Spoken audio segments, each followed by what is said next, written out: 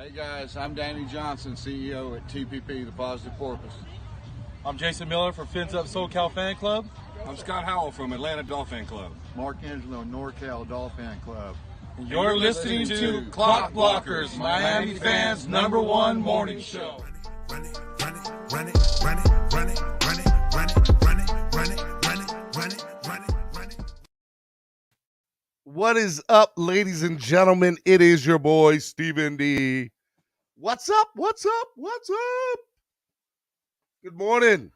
How y'all doing? Spread Kindness Friday is all around in effect right here on the #1 Miami fan morning show, Clock Blockers. I'm your host, Stephen D. I want to say good morning to my Fin-Laws and my family. What's up? What's up? How y'all doing this morning? How y'all doing? How y'all doing? Super excited to be hanging out with y'all this morning. It has been a great week back. I appreciate all the love that you have shown me back this week. It's been a lot of fun. It's been a lot of fun. And, we got a lot to talk about today and stuff I want to dive into. What I want to be able to do is just sit down with y'all and have a great conversation this morning. Maybe bring y'all on. And, it's Spread Kindness Friday.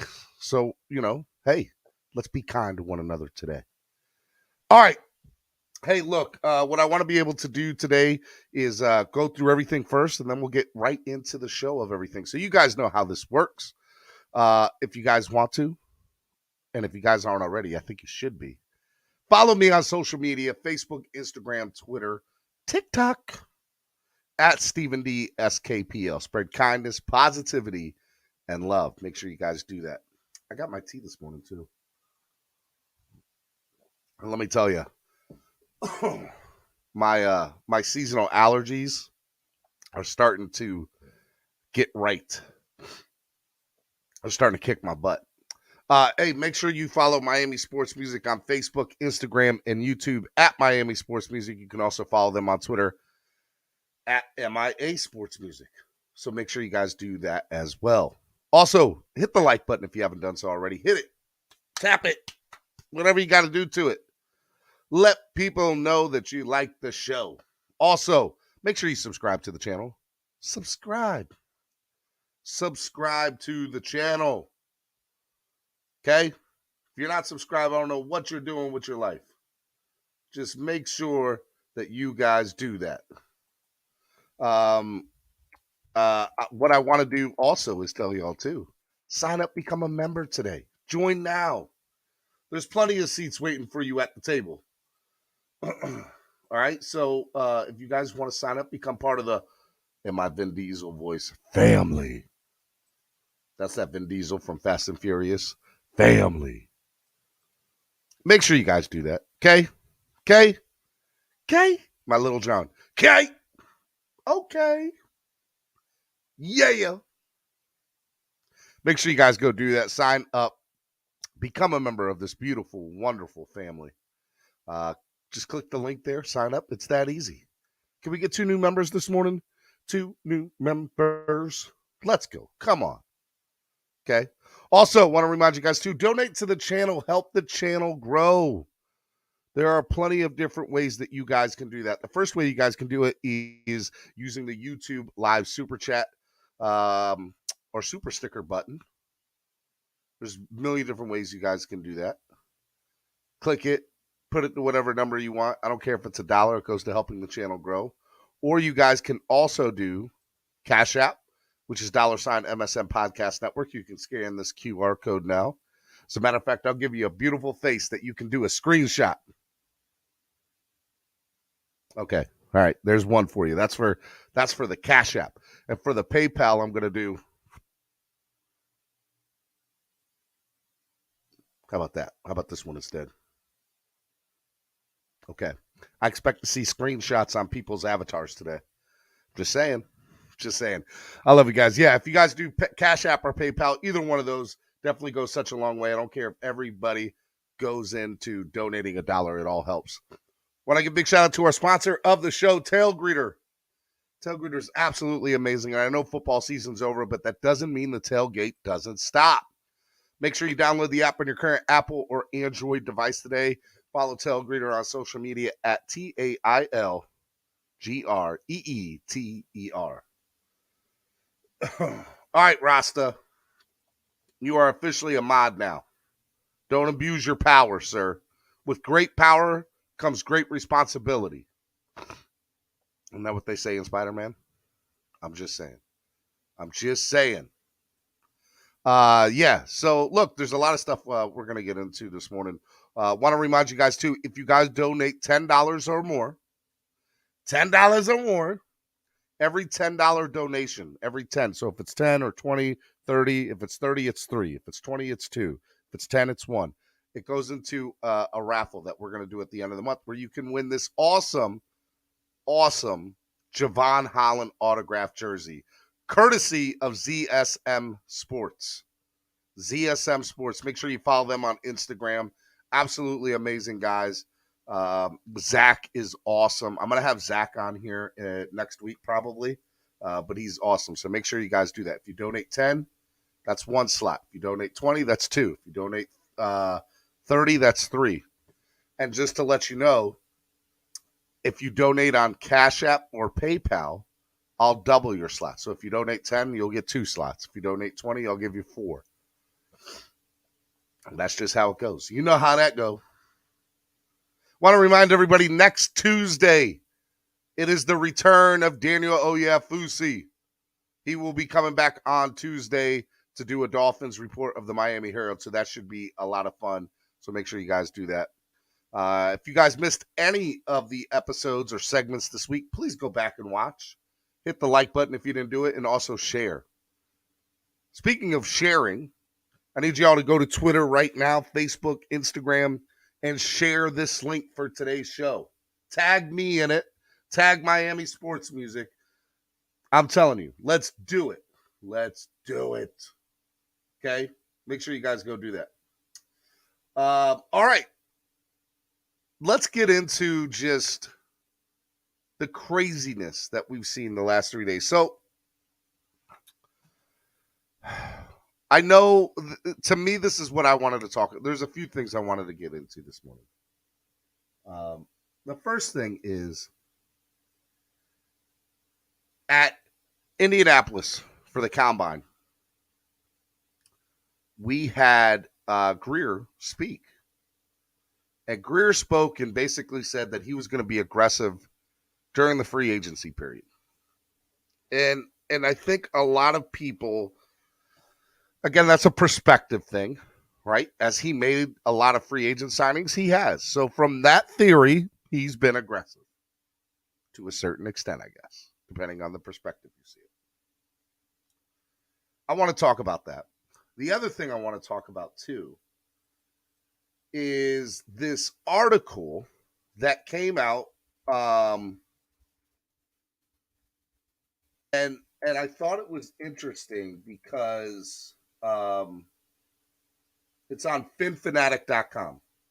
And I normally don't do third-party stories, but I do think it's a very interesting theory, and you guys know how I am a little bit about conspiracy theories. So the first things first, the article was written by Juan of Third and Juan about 19 hours ago, and he said, confirmed Tom Brady wanted to go to the Miami Dolphins. So I want to get into that a little bit too, because I think that that's a very interesting thing. And then the third thing I wanted to talk about this morning and give you my take on is the Deshaun Watson saga and how the Dolphins were in it for so long, and then when he's finally taking official meetings and the rest of the NFL wants to get in on it, he's not. And how we can look at that a few different ways. So let me start off with the easiest, and that is the free agent signings that we've had so far, right? So the free agent signings that we've had so far, if somebody asked me, hey, look, if you had to give a grade on the Dolphins free agent signings, where would you put that? And I said B plus. I would probably, after further thinking about it over the last 24 hours, probably put that as a B minus. And there's a big difference. And let me tell you why. Because with the exception of Connor Williams, who I think is the best offseason move so far, everybody else seems to be a project player with a lot of upside and a lot of potential. Cedric Wilson, project player, a lot of potential. There's a lot I like to see with him. He could be big in a Mike McDaniel system. I'm not going to say his name, but he could be a Deebo Samuel type person in Mike McDaniel's system that they bring here, right?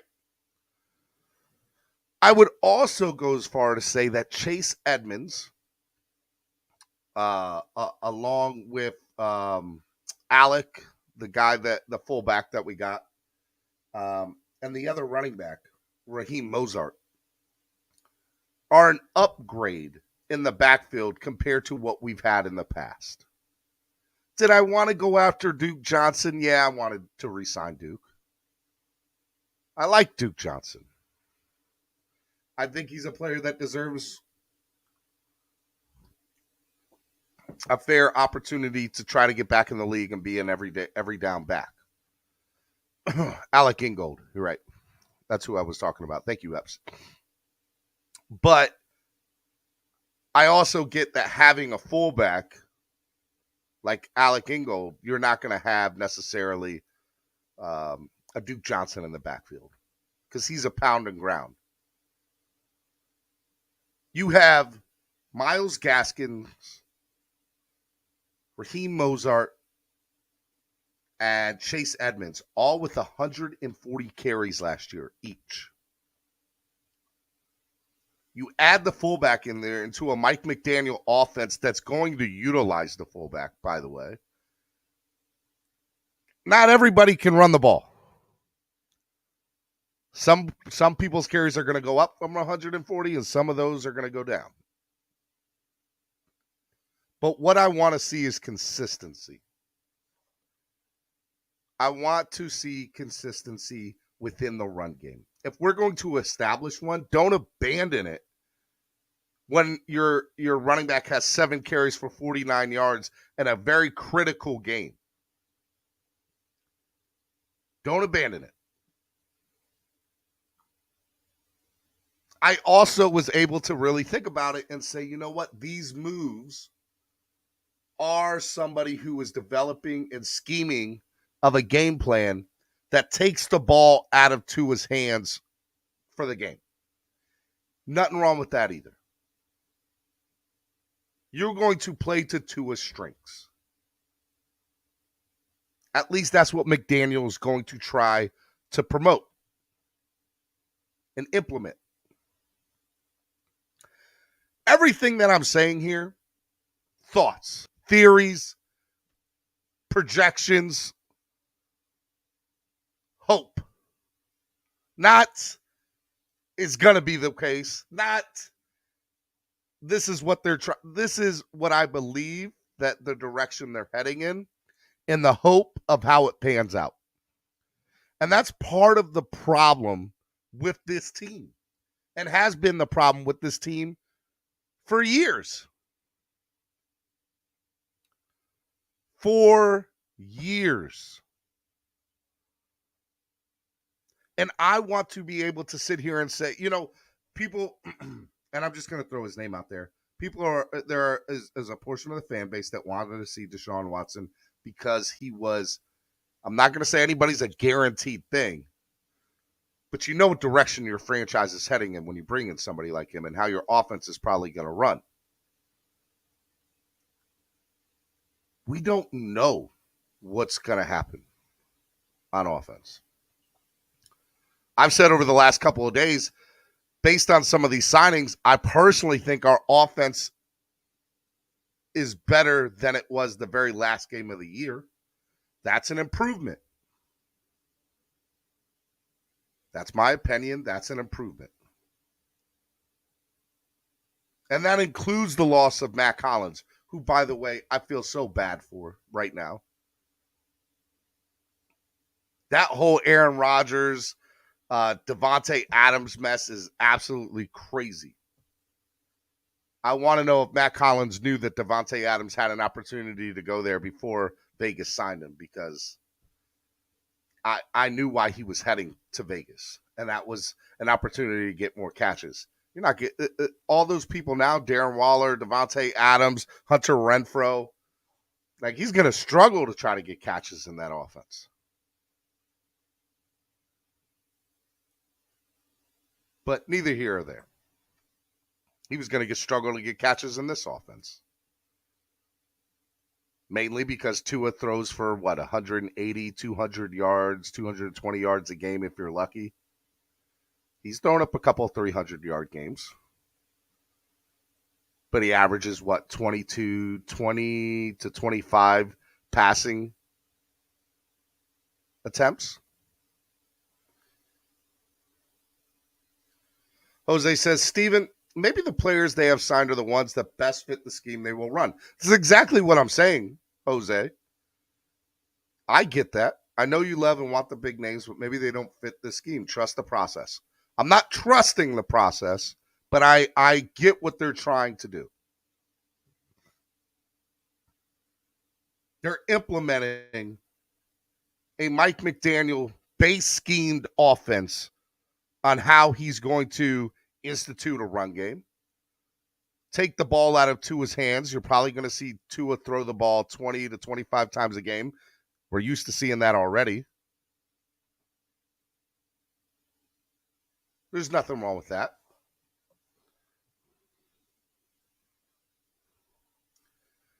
I'm telling you, when it comes down to it, the Miami Dolphins' off-season moves, in my opinion, have not been aggressive enough. Now, with that being said, do I want them to go out and get Terron Armstead or Lael Collins? I would at least be like, you know what? They're trying. They went out and tried to upgrade the O-line.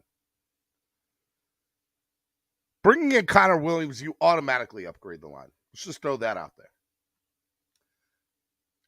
But to not bring in at least one more offensive line free agent pisses me off, frankly. And it's kind of a slap into the face of what you're trying to do. I think it countermeasures what they're trying to do. You bring in 2 running backs and a fullback with the offensive line that you had, with the game plan or the mindset of instituting a run game. You're not doing it with the way the current offensive line is constructed.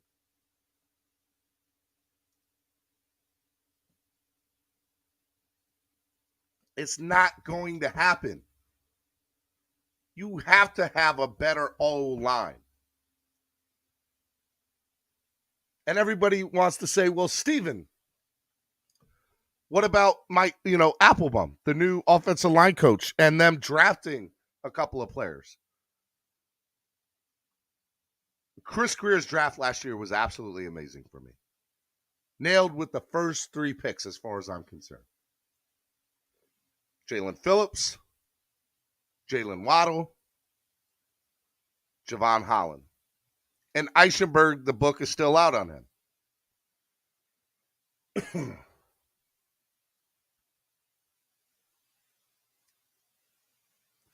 Pamela says the best upgrade this offseason was the coaching staff. At certain places, yes, I don't disagree with that. I have a difficult time saying that too, though, Pamela, because I don't like Boyer staying on. That's just my opinion. But that's neither here or there. I think Applebaum is a huge thing. And for the record, if we want to take Greer for his word, he's doing what he said. He said, and I don't want to butcher his phrase, but he said, hey, look, the players that are here need to play better, and we're going to coach them up. We're going to do a better job coaching them. So it's not like he went out and said, hey, look, we're going to sign a whole bunch of players. He said we're going to be aggressive in free agency. And let's get something straight. He did sign a lot of players in free agency. There are teams in the NFL that have not signed anybody in free agency yet.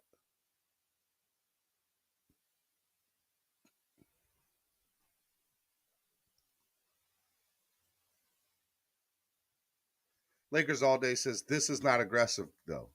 It's a perception thing. It's a perception thing.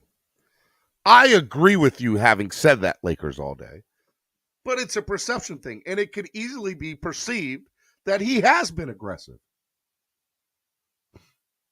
He just hasn't gotten that big name that we all want and deserve, mind you.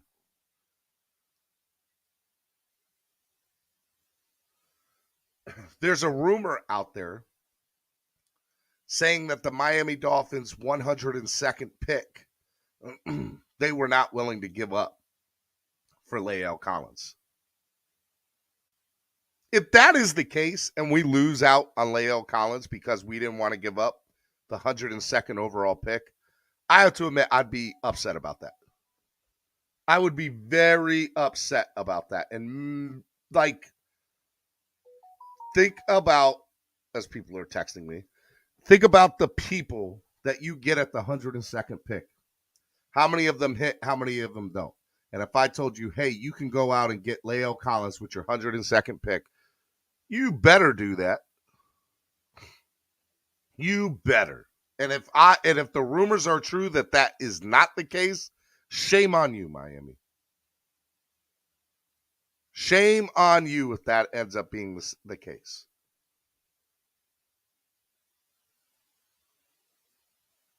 Thank you, Alan, for sharing the tweet and tagging people. Let's go.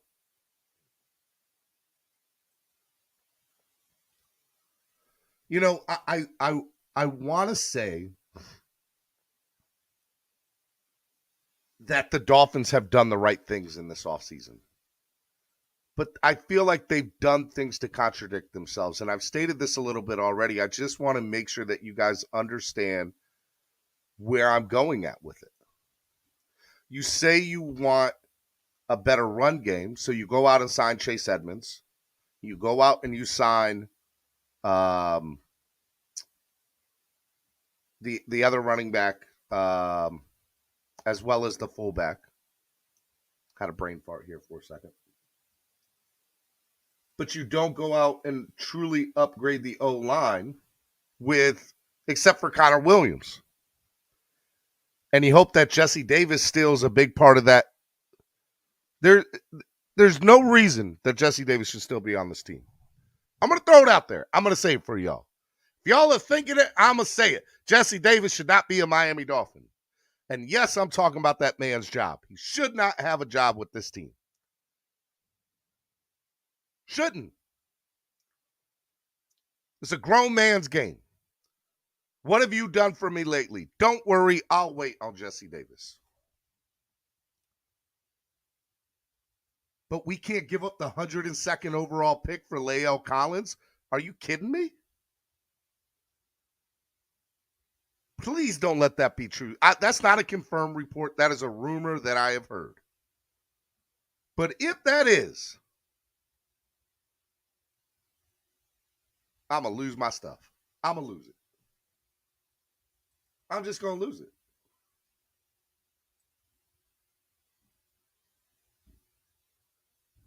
The other thing that surprises me, too, about this offseason is how aggressive the rest of the AFC has been. The Dolphins might have a better offense than what they did on the very last game of the year, but the entire AFC got better. The Chargers got better. The Raiders definitely got better. The Chiefs got better. The Pittsburgh Steelers got better. The Pittsburgh Steelers got better. The Buffalo Bills got better. They got Von Miller. They overpaid for him to no end, but they got better.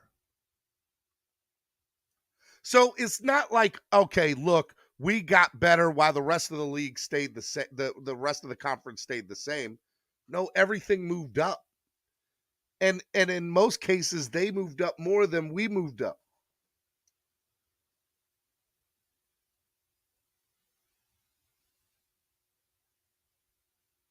So for some of you to sit here and tell me our goal should be to win a playoff game and be a competitor. Bro, I'm keeping the bar low. Just make the playoffs. Just make the playoffs. Show me you can make the playoffs. And then I'll be fine putting a bigger goal for this team.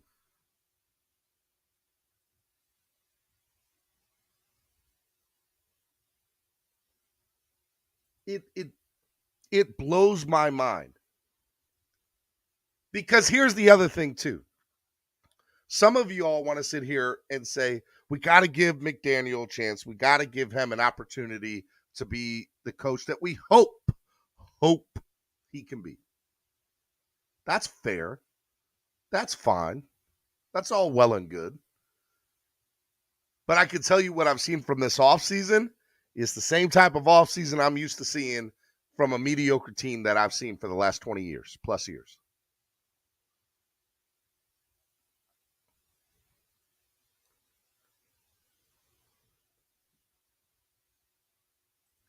Jose says the whole Collins thing is Miami would like to have their own contract with him so they can be able to protect themselves if he gets suspended for a year. That's why no other team has traded for him.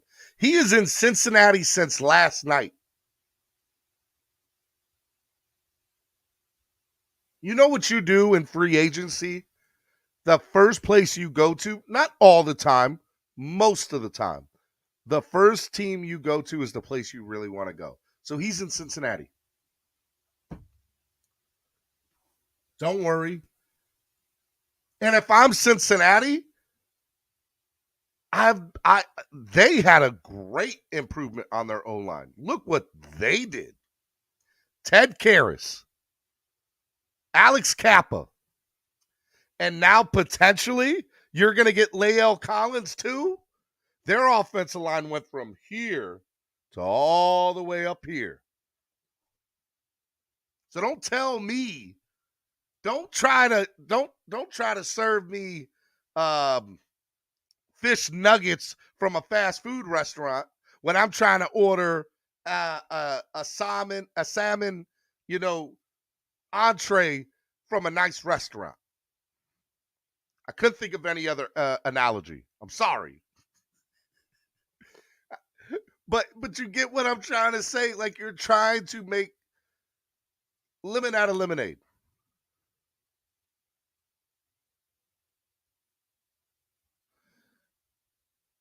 And I just, that is a team this offseason that has got progressively better. Suedo Spike said fish fillet from White Castle. How is Ted Karras an upgrade? That's pushing it a little bit, Steven. I understand Alex Capel, but Ted, really? Yeah. For compared to what they have, of course it is, Anthony. Of course it is. Cincinnati offensive line, they poured money into it. And if I'm Cincinnati, I'm doing everything I can to make sure that Lael Collins does not leave Cincinnati without signing a contract. Because if they do, let's hope and pray he goes to Miami and we do everything we can. But here's the other thing. I haven't even heard he's going to come down and visit here. Now, if y'all have heard different, please let me know. But I haven't heard that. Have you? The only thing I have heard so far is that the Miami Dolphins had supposedly rejected a trade for Lael Collins because they did not want to give up the 102nd overall pick. That's the only rumors I've heard.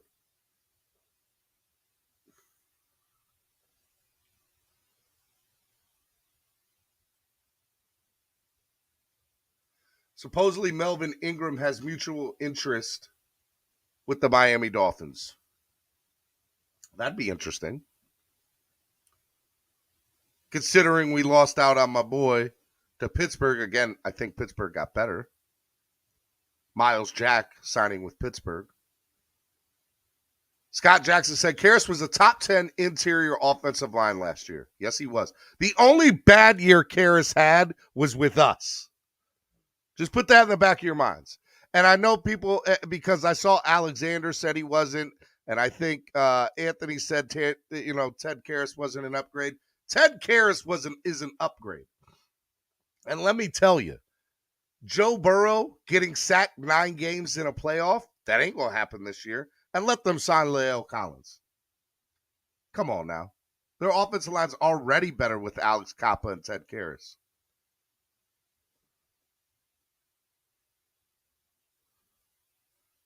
I'm not going to say this, but you can read it. That's defense correct.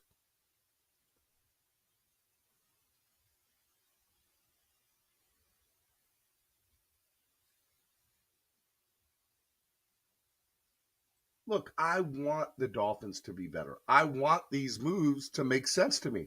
And let me tell you, if they go out and get one big name offensive starting lineman, or they go out and get 2 or 3 other O linemen, whether that's 2 through the draft and 1 more through free agency, then I'm okay with what they're trying to do. Because then, okay, you put some change into there. You still kept some of the same players. You have Matt Applebaum. You have a new backfield pretty much. Let's see what they can do. Let's see what they can do.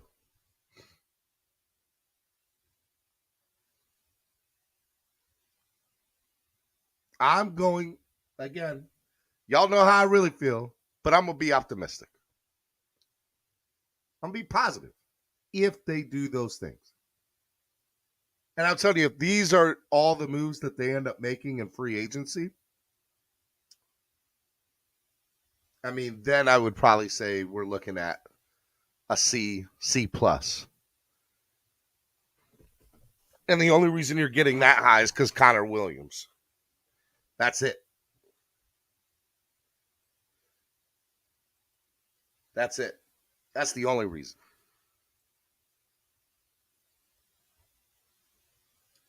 I want the Miami Dolphins to be a better team than what they've been.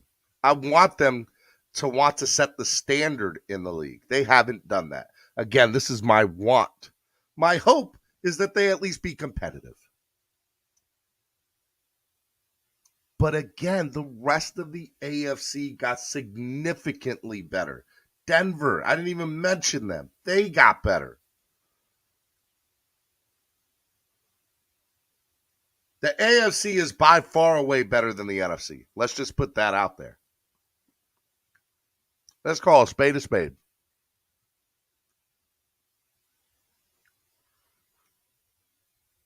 And as much as I can't stand Whack Jones, and yes, I'm calling him Whack Jones, you don't think the Patriots are going to improve from last year? They are.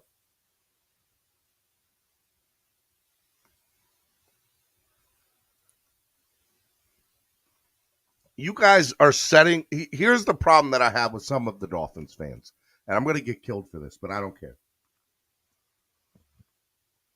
We're saying we improved from last year. All right. I get that. But we're comparing ourselves to ourselves. What type of sense does that make? We want to be competitive. Some of y'all are sitting here and telling me and saying, Steven, it shouldn't be just make the playoffs. It should be let's win a couple playoff games. That's what I want. Setting yourself up for failure, folks. You are. Now, do I believe they can make the playoffs? I do. I do. But a lot of things not only have to go right, they have to go perfect. Perfect in order for that to happen.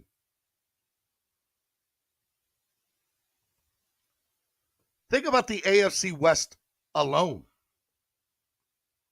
The AFC West alone is better. Right? The AFC West, right?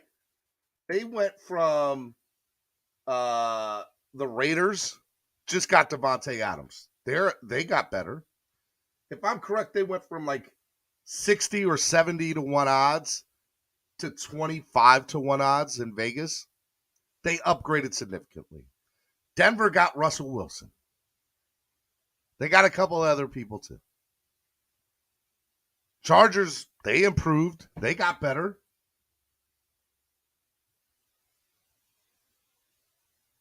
Who's the fourth team I'm missing from the AFC West? Chargers, Vegas. I said Vegas already. Denver. Who's the fourth team I'm missing from the AFC West? Is it Kansas City? Kansas City. Come on, Patrick Mahomes. They easily can get 3 playoff teams from that conference alone. So there's 2 of your wild cards of your 3. So now the rest of the AFC that doesn't win the division has to compete for 1 spot. So that's either you got the Bengals, the Steelers, and the Ravens probably competing for all playoff spots. I'm not throwing Cleveland in there. But you got those. So 2 of those 3 are going to compete for 1 spot. Plus the fourth team, the team that's in last place for the AFC West. So there's 3 teams. If Indy ends up getting a quarterback, they're going to compete along with Tennessee. So there's 4. Plus, you got to have New England in there. That's 5. That's 5 teams off the top of my head, not including us, that are going to compete for the very last playoff spot in the AFC.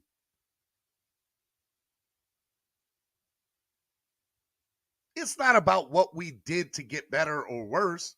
It's about, did we improve enough along with the rest of the AFC teams? We didn't.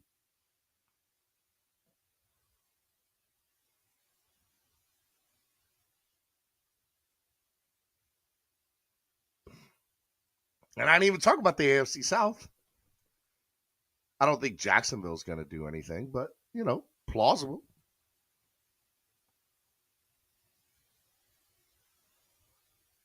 I'm just saying, it's an uphill battle that we're facing with this wonderful, amazing team that I love. I love this team. But I'm not trying to be negative.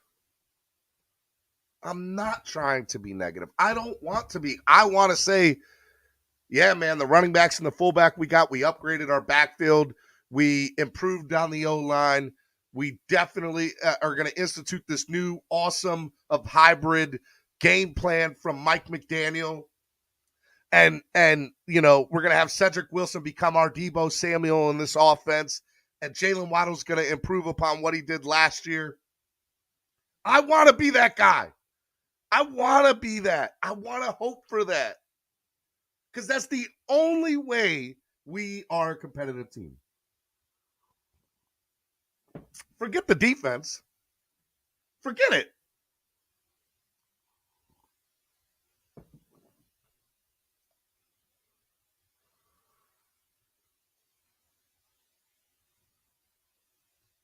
Forget that. The offense has to improve. So, again, for the record, my opinion, the offense is better than it was at the last game of last year. Already, today, they don't do anything else. They're already better. The questions are, can the people that they bring in learn and pick up whatever offense McDaniel's instituting? Can the offensive line improve upon and get better based on the new coaching staff that has come through the door?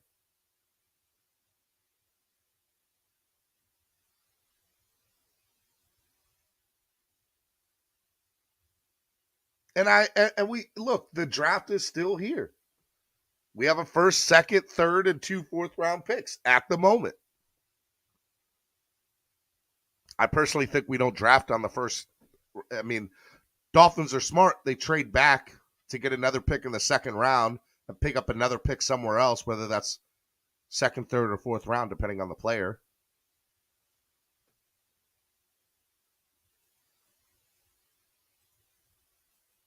I want that to be the case. I want it to be the case.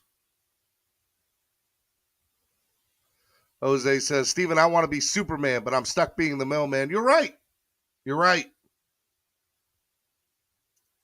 Shake Money says, Stephen D hates Tua, plain and simple. As a matter of fact, I think it was him who had him tested for PEDs. You're right. It was me. It was all me. I did it.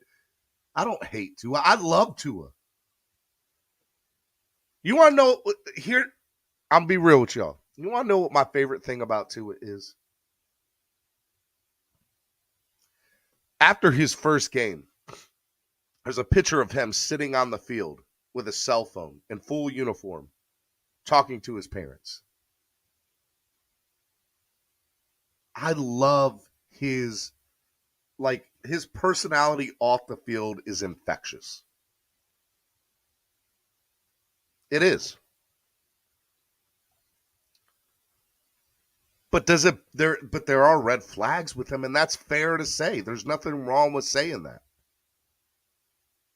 But he's going to be our starter week 1. He is the starter for the 2022 NFL season. He's the Miami Dolphins starting quarterback. We're not changing that. Not going to happen.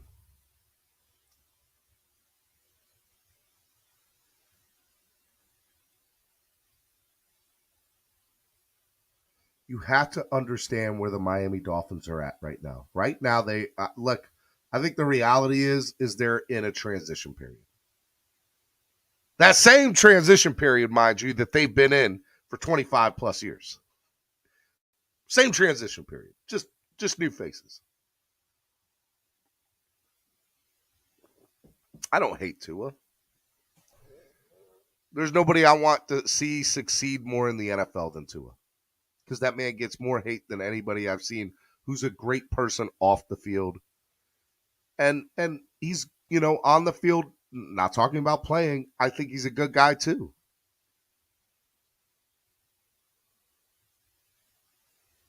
When he comes to the sidelines, he's talking with the backup quarterback. He's looking at game film. He's going over with the coaching staff. What can they do better on the next drive?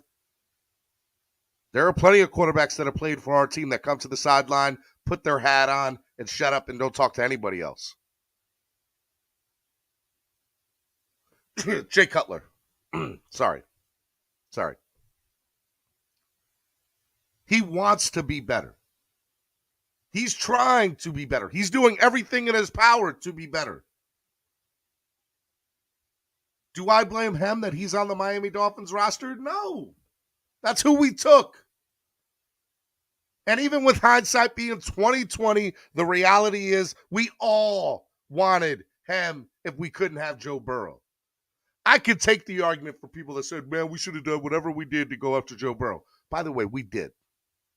We offered Cincinnati 3 first-round picks. And then some. So we made an offer to go after for Burrow. I'm not mad at that.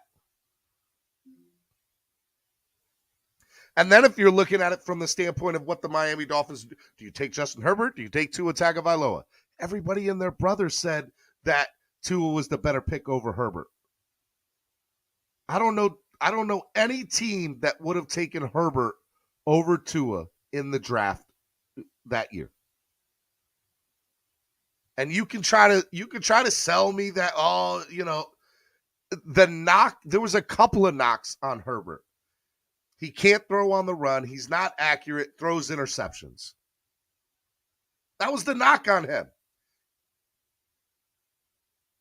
Do you know what the knock was on Tua? Can he stay healthy after this injury? That was it. You didn't hear anything else from him. One of the most accurate passers of all time in college football. Could throw on the run.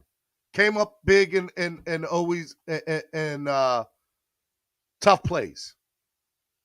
in tough situations.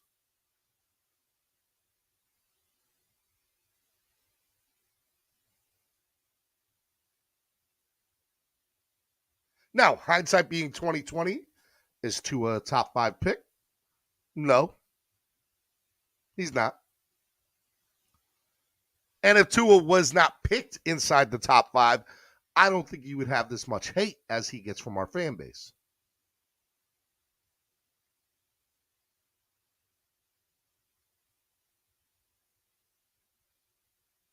The other thing that's also interesting, too, from the standpoint of Herbert, Burrow, Tua, is we also said, hey, we need to give Tua a shot the way we never gave Tannehill. I remember the fan base saying, we're going to give Tua time. We're going to give Tua time. Man, after his first year, y'all were still ready. There were some of y'all calling for his head. Y'all were. Don't lie. Some of y'all didn't even give that man a chance. Now, with that being said, he's going into his 3rd year. And it's not his fault that the Dolphins have had 2 head coaches, 4 different offensive coordinators during his tenure so far here.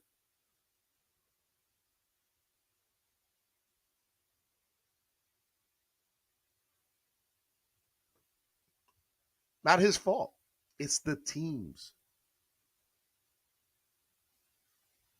So don't come here and tell me. There's a few things I don't need y'all to come here and tell me. Don't come here with the Deshaun Watson talk. That's one. Because that's not going to happen.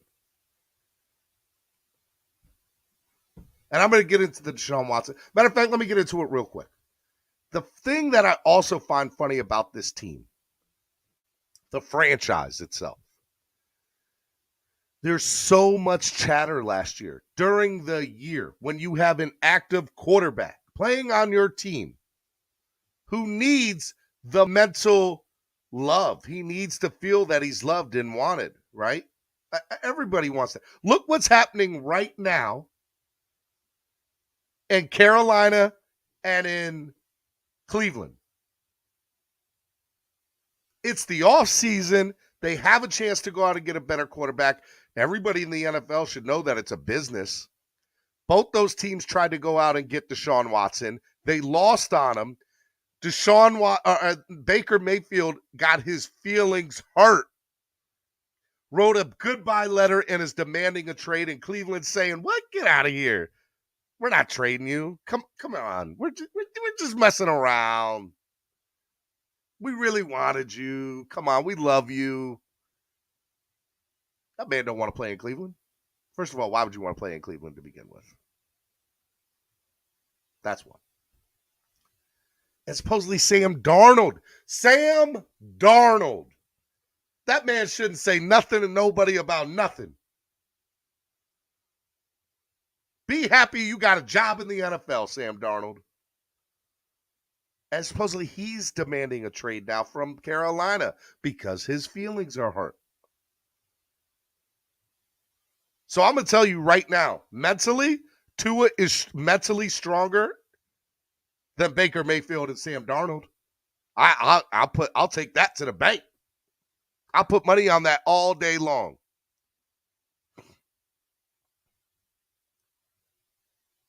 Mentally, I'd rather have Tua than Sam Darnold or Baker Mayfield.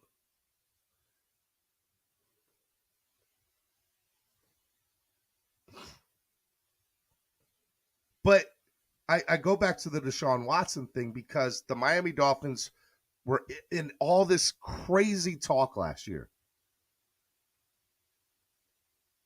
Because here's something that the Dolphins should also realize. They could have easily shut their mouth when they didn't have to release that video of McDaniel being on the plane talking to Tua. "Hey, you're our guy. I really am excited about it. Super excited. I'm gonna do everything I can as your coach to make you the best player that you can." We didn't need to release that. Shut up. You did it for a year. You could do it for another 2 months. You could do it for another month. If they had waited 30 more days, they could have been on this without no ramifications. They could have been. Let's call it what it is.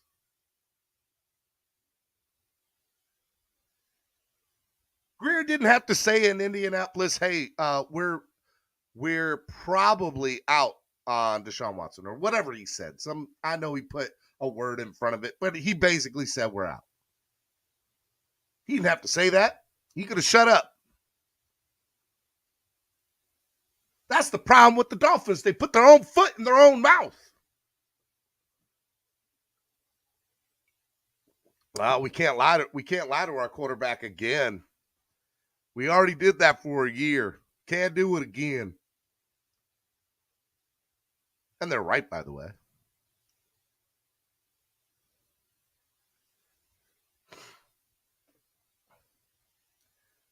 You go after Deshaun Watson for a year and a half, and you don't even get a real sit down when he's sitting down with teams. How stupid does that sound to you? Good, bad, or indifferent, love it or hate it, that's so Dolphins. Is it not? That's so Dolphins. They are always 2-3 steps behind. They're not 1 step behind. They're 2 or 3 steps behind. You have a chance to go out and upgrade your offensive line with Lael Collins. The rumor is you could have gotten rid of your 102nd overall pick, and you said no because you didn't want to give up that draft capital. Whatever the reason is, you didn't want to give up the 102nd overall pick to go out and get Lael Collins. Now, maybe there was more involved in it. I don't know, but I just know that that pick is the one that came up in the rumors. If that is true, shame on you, Miami. Shame, shame, shame. I don't care that he has issues. He's a good player.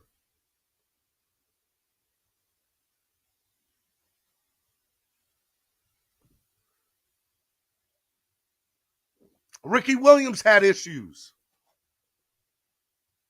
That didn't stop him from being an all-universe best running back I've ever seen personally play.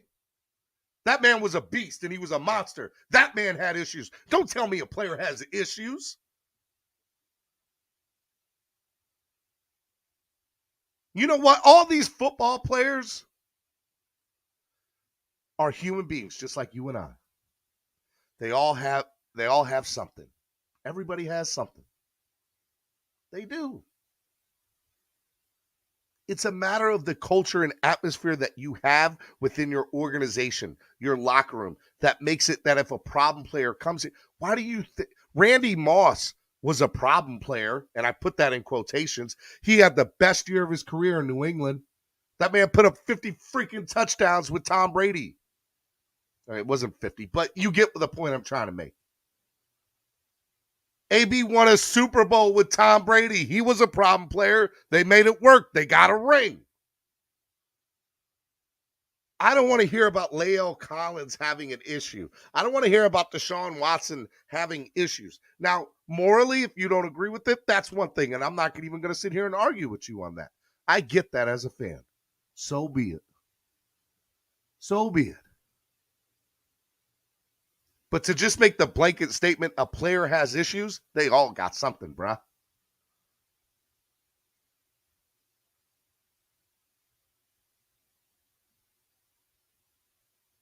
They all got something.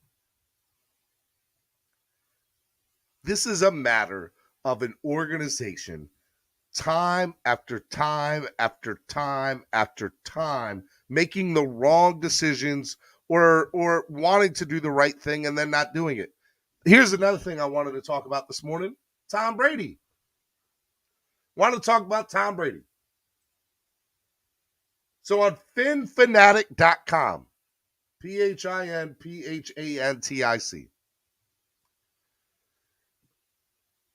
Juan Vasquez from 3rd and 1, the podcast, shout out to Juan, wrote an article. Now, I don't normally like to do articles from third-party websites. I'm not saying anything about Fansided or the Fin Fanatic or whatever. I normally don't bring it up, but I thought it was interesting, and I feel like it needs to be said. It is reported that Tom Brady was the person on the boat, right? Back in 2019 or whatever it was. Well, now there's a rumor that Tom Brady and Sean Payton were going to come to Miami before the lawsuit came out about Flores.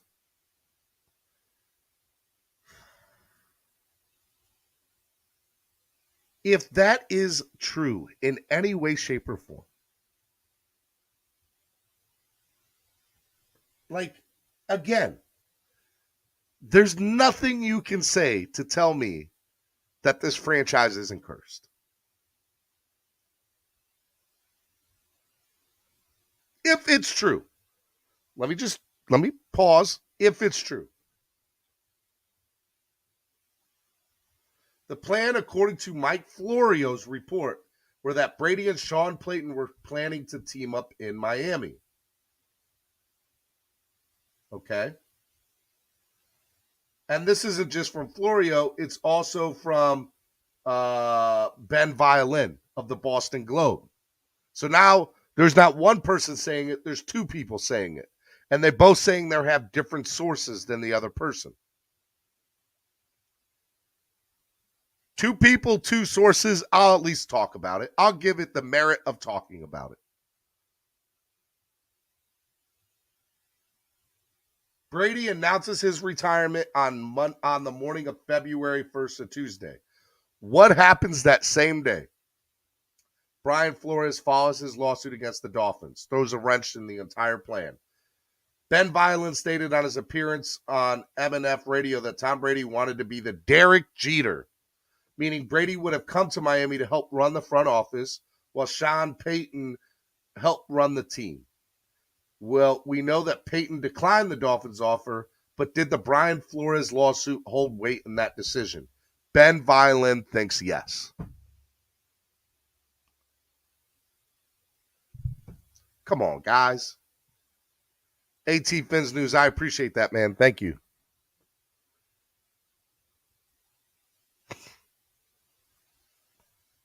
Don't let that be true.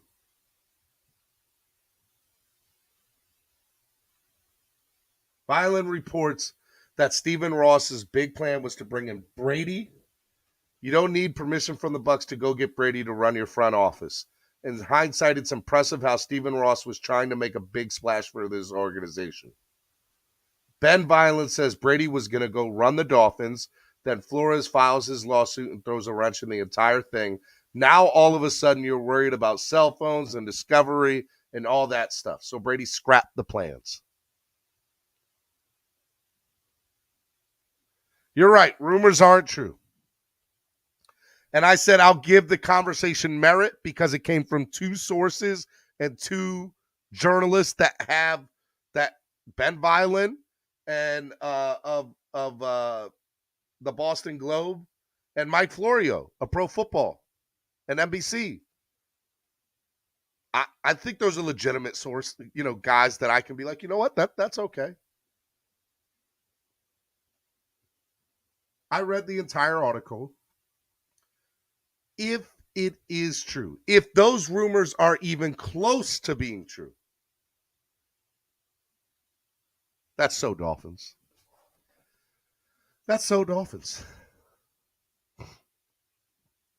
I feel like it amazes me.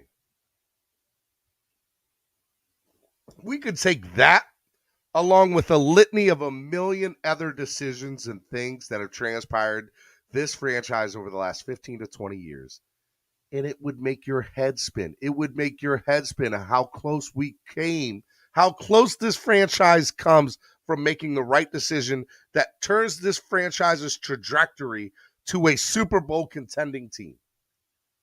And we consistently live in this alternate universe where they screw up every single time.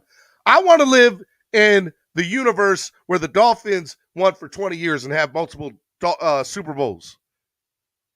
There's an alternate universe out there where Drew Brees picked the Dolphins and stayed with Nick Saban, and we win for 20 years in the AFC East. There's an alternate universe out there where that happened. I'm just saying. If you believe the Marvel Cinematic Universe the way that I do, there's multiple different timelines and multiple different universes. I'm just saying. There's a universe out there where the Dolphins have multiple Super Bowls with Drew Brees and Nick Saban.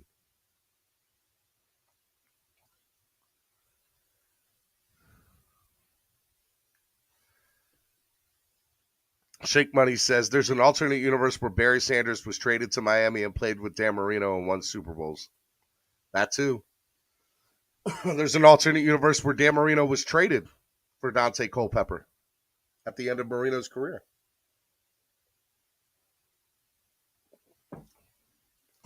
There's a million different things that this team could have done, but why is it prevalent to bring that story up? Number one, I think it's a legitimate story to talk about as fans. What if, right?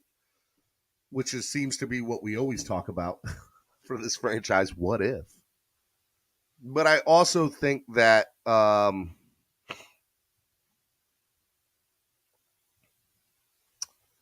I think that the Miami Dolphins, as a whole, as an organization, I, as a fan, will question every decision made as long until one of two things happens, right? Until we either A, win a playoff game and become contenders, and then I'm like, okay, well, all right, well, there's something here. I'll shut up. I'll sit back and watch and let this thing play out. Or Stephen Ross sells the team.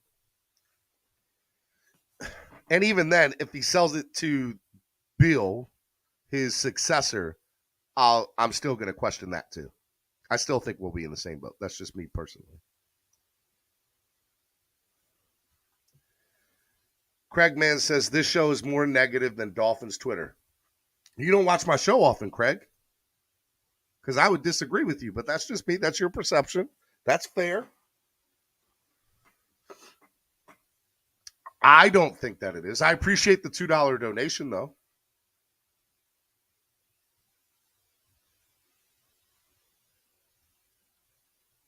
I think I'm keeping it real. I think I'm just being realistic and real and living in reality. I'm not trying to be negative.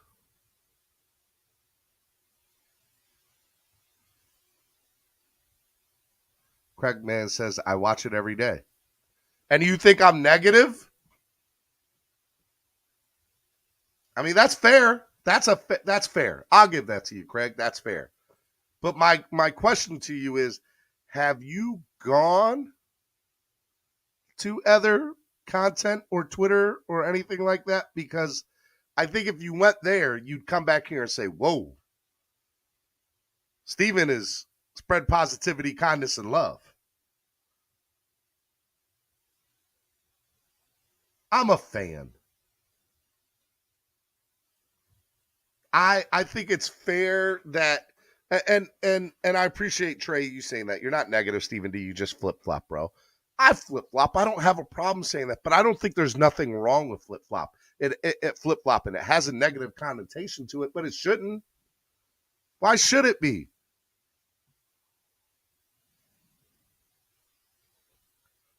Yes, you've been lately. Pick a side. I'm not picking a side. I have one side for the Dolphins to win and be a good football team. That's all I want. In the meantime, I am going to interpret on my platform what I think the Dolphins are doing. I'm not saying it's right. I'm not saying that I am right in anything that I say. These are merely my opinions and thoughts. If you don't like them, that's fine. I respect it. You don't have to. And who the hell am I? I'm just somebody who has a YouTube channel.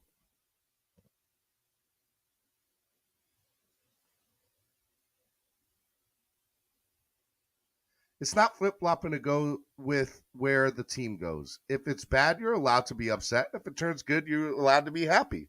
I think it's as simple as that. Craig says, I feel you on why you feel this, but free agency isn't over. There's still a lot of players out there. Fair. I'll, again, believe it when I see that they've done that. And for the record, Craig, I said it's a perception thing on whether you think the Dolphins have been aggressive so far or haven't. It's what you feel the Dolphins being aggressive. Flipside Vision said, I will always love them, but when do we start putting blame on the Dolphins for our negativity? They have earned it. That's true. Anthony says, the reason why the term flip-flop has a negative connotation is because it means you're not stable in your own opinions. You don't believe with conviction in what you're saying, Stephen. Okay, fair, Anthony. Here's my conviction. The Dolphins have no idea what they're doing. They are trying everything to be a better team, but have not made the correct decision on that yet. That's fair. And that's also proven. They haven't won a playoff game since 2001 or 2000. It's 2022.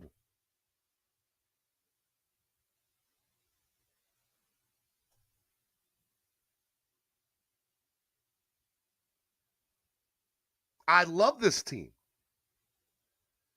There's been multiple regimes, multiple players, multiple different starting quarterbacks.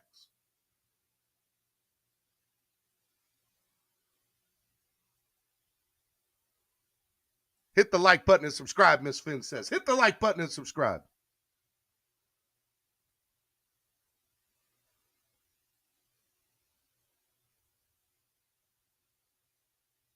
Trey said, Stephen D, the realest thing you ever said. We definitely don't know what we're doing. 100%.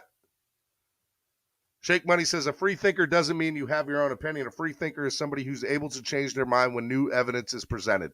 I call that free thinker, not a flip-flopper. Thank you, Shake. I like that. I like that term. Remind me of that term more so I keep on thinking of it because I like that. When I have presented new evidence, I am allowed to be like, hey, look, this is what I think's going on.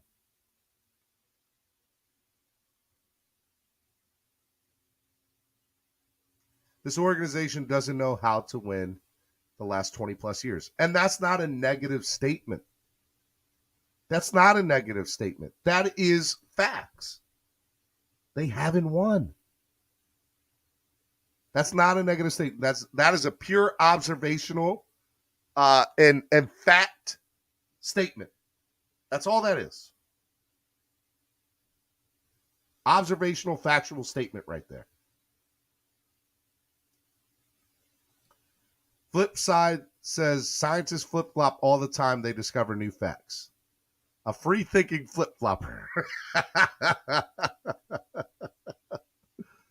I like it. I like it. I still like the sound of flip-floppers, Miami's #1 morning show. I got you. Bonjo says, nah, the term flip-flopper is more fun, Stephen. I get you. Stephen D, the negative part is saying we are cursed and we do the same thing we've always done. Not true.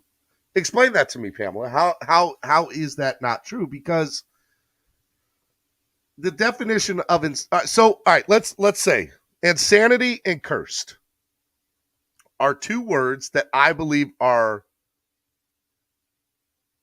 applicable to this organization and this team. This team is definitely insane because they do keep on doing a lot of the same thing, expecting different results. Every 3-4 years, let's change the new head coach. Let's get a new culture inside the building. Let's see if that works. Doesn't work.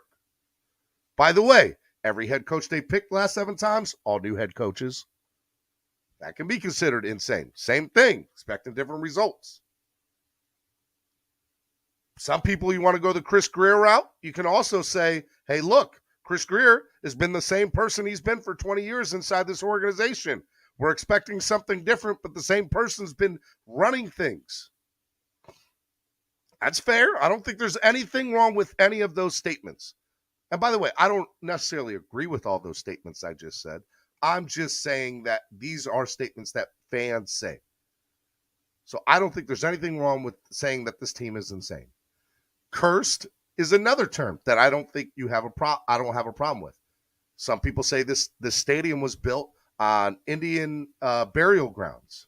And I know that's reaching and some of it sounds crazy. I get it. But I don't have a problem with the team saying, hey, this team hasn't won since they've been in this stadium. For real. They really haven't. They might have won a playoff game here or there, but they haven't been a winning franchise. I don't have a problem with a fan saying that. So I know it's negative, and that's a fair statement to say, Pamela, but it's also true. It's true. Now, whether you want to believe that or not with the curse thing, that's fine. But it's a perception thing.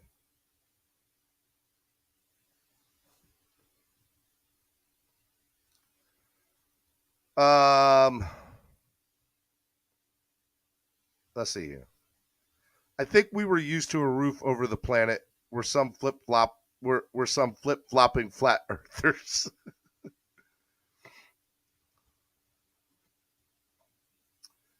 31 teams every year that don't know how to win the big one. Thomas, that's a fair statement too. So now, from now on, we give hypotheses. That's the word we have to use, Trey said. Pamela, to answer my question to her, I said it several times today. This signing or tagging of Gesicki showed we aren't the same old Miami Dolphins. Because we franchise tagged a star player on our team, who, by the way, we didn't utilize correctly last year. I would perceive that differently, but I could see why you say that. I just disagree with that.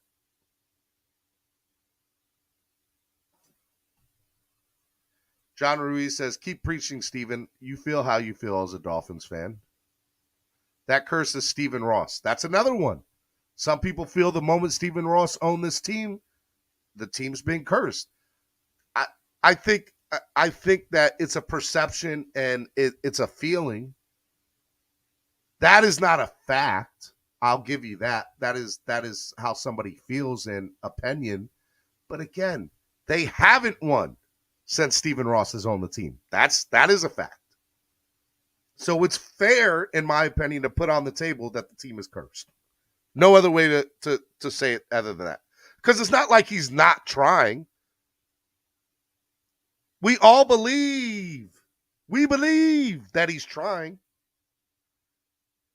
We believe that he's putting his best foot forward to try to have this thing. I don't want to speak for Chris, El Capitan. Hashtag Toss Boss Ross is the reason I bring him up. Okay? I even think he would agree. And if I'm wrong, Chris, I apologize for speaking for you. But I even think he would agree that at least Stephen Ross tries. He's horrible, but at least he tries. He makes the wrong decisions, but at least he tries. Suedo Spike says the curse word I agree with is they're not cursed, they're just inept. I like that word too.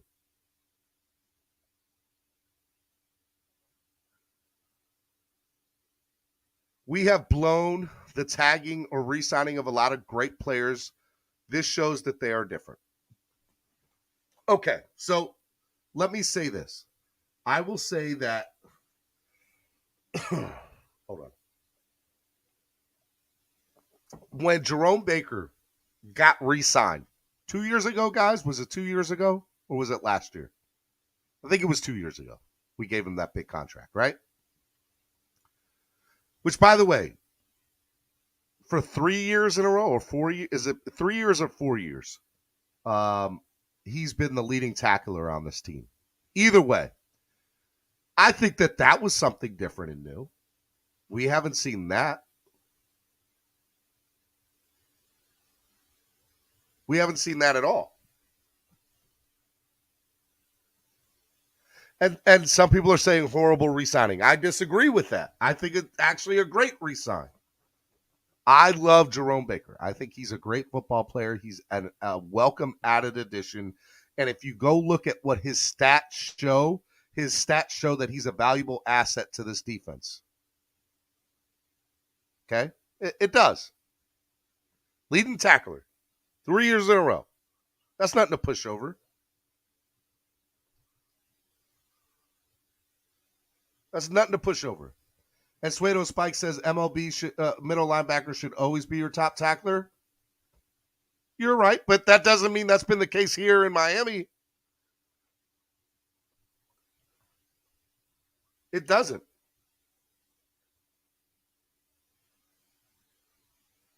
Okay.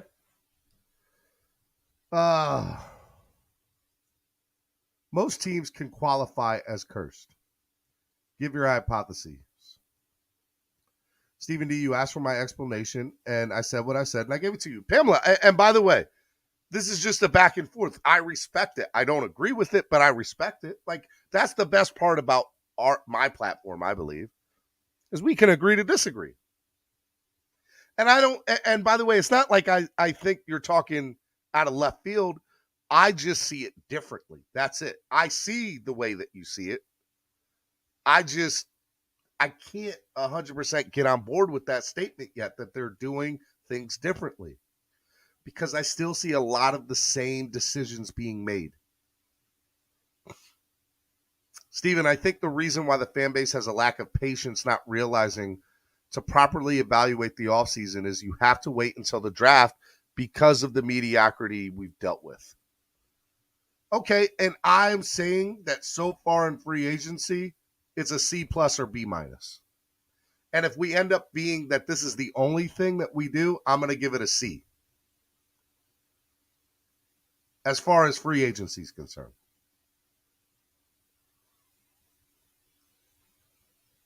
And as far as player free agency goes, how do we know players haven't just decided to turn down this franchise and go to a better situation on another team?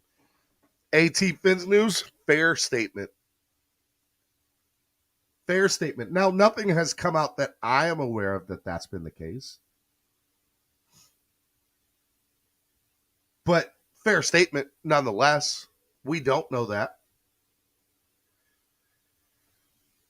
Actually, we do know that. Matt Collins. Supposedly, Matt Collins had a bigger offer with us than he did with Vegas.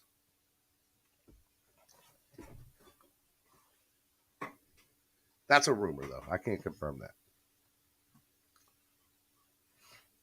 Stephen D., you are needed by Dolphins fans. Nothing wrong with a little negativity. Spread kindness Friday. King Mill, I appreciate your statement. I hate using the word negativity. I think the word that should be used is critical. There's nothing wrong with being a little critical of the team. Nothing wrong with being a little critical of the team.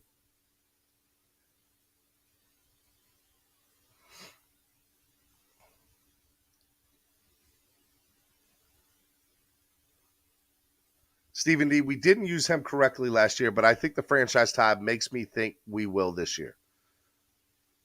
That's an interesting statement. Why do you think that by just franchise tagging a player that they will end up using him properly this year rather than the way that they used him last year, which I think was not effective?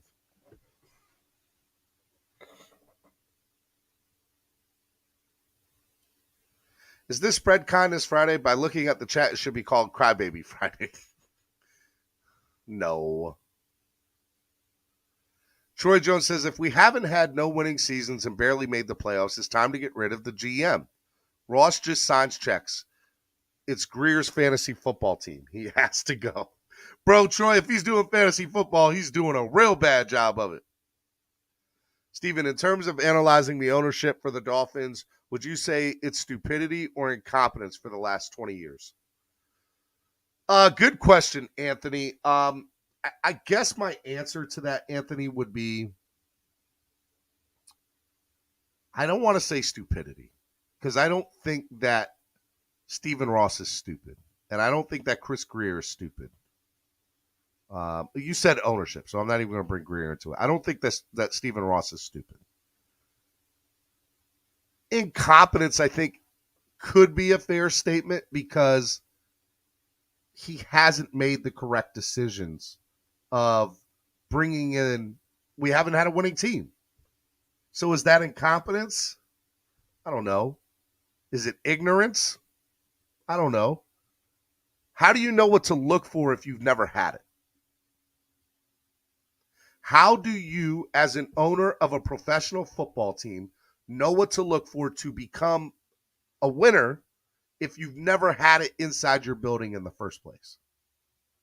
The answer to that is, by the way, is to go look at other things, right? So let's take the Flores situation, for example, Anthony, because I think your question begs a very good discussion. If you don't know what winning's like, and this team doesn't, we can all agree with that, is you then have to reach to people that understand the game of football and what it takes to win and how they go about doing that. So let's look who's come through this door of running this team that I'm aware of. And I'll bring up two people, Jeff Ireland and Mike Tannenbaum. Mike Tannenbaum. Those two guys don't really have a good track history of winning. So why were they given the keys to the kingdom? I'd want to know. Chris Greer, another name, given the keys to the kingdom. He's been with us for 20 years, and we've been losing for 20 years. So how does he know what winning is, right? So those three guys are people that Stephen Ross put into place to be the director of our franchise and leading our franchises on the field. So I think that's ignorance because none of those people know what winning is or how it works. So let's go to the Brian Flores situation, right? Let's say there was a power struggle within that front office or inside that building per se. Let's just have the conversation. If there was a power struggle between Brian Flores in ownership and Chris Greer in ownership, wouldn't you want to go with somebody who's been inside a winning building for the last 20 years? Flores has been inside, or 10 years. He's been inside a team that's won the Super Bowl multiple times. The definition of insanity is doing the same thing, expecting different results. In my opinion, Stephen Ross is insane because he chose Greer over Flores. Now, I also want to state for the record, I think Flores has a lot of issues that he had to deal with too, that I don't think he was quite ready to deal with. He couldn't, and this is just my opinion, and I know it's going to get everybody in a kerfuffle or I don't know the word. It's going to get everybody crazy. Kerfuffle, right? Isn't that how you say it? It's going to get everybody's feathers ruffled up. Is you take a look at Flores, he could not bring in a veteran coach that he could listen to. He had to be the top dog. He knew better than everybody else. And if you are the smartest person in the building, you're in the wrong building. Kerfuffle. Thank you, Suedo. And so that's my issue with Brian Flores. He had to be right. He had to be correct. There's no way, in my opinion, that he could have brought in, and maybe I'm wrong. Maybe I'm totally wrong. I'm just telling you based on the decisions that I saw during his tenure here and what I saw. I think there's Jim Caldwell was sick, was perfectly healthy when he came back and still never did anything, right? And I don't think there's a way we could have had a veteran offensive coordinator to be like, this is what we're going to do, and this is what it's going to take to win, and bam. That's it. This is what we need. I don't think he would have listened to it. He's going to do what he wants to do. and he's going to run the game plan that he wants to run. I think that's why you had a 2 offensive coordinator system last year, because it was a part of the offense that was probably, hey, this is what I think is best for us. My opinion. Not saying that that is the narrative of what happened. That's just what I think.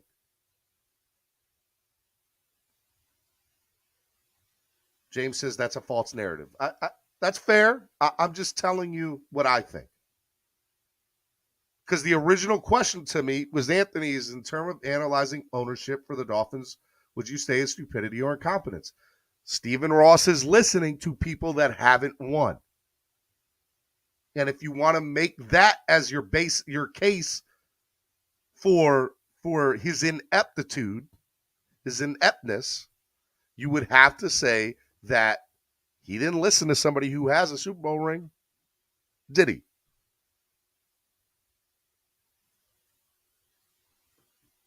There's something to be said there.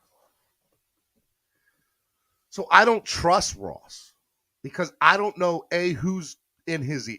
I don't trust the decisions that he's made, so I don't trust him.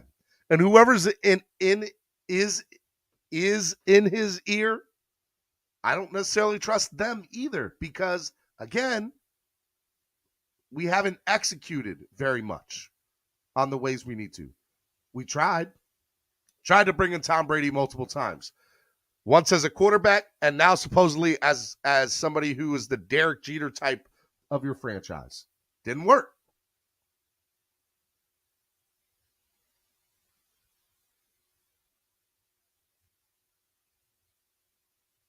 And I'm just answering Anthony's question because I think it's a valid conversation to have. So I don't think they're stupid. I don't think he's stupid. Incompetence is a fair argument. Ignorant is a fair argument.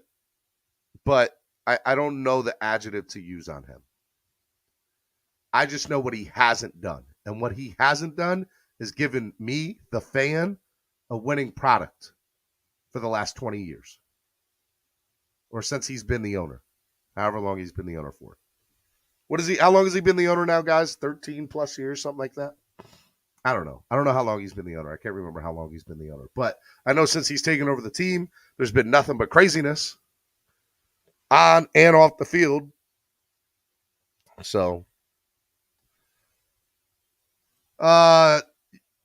Johnny Number says, how would Dolphins winning a Super Bowl change your life?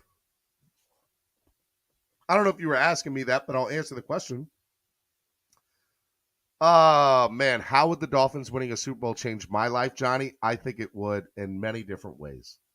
I think I'd have more than 104 people watching my morning show this morning because more people would be interested in hearing what the Dolphins do because people like winners. People want to root for winning teams. You know the best part about us right now, and this is me being real, right? Is we have 100 plus people watching right now and talking about a team that hasn't won a playoff game in 20 plus years. That's pretty awesome. That's pretty awesome when you think about it in the scheme of things. Because we all want this team to win. We all want this team to be a Super Bowl contending team, a Super Bowl winning team.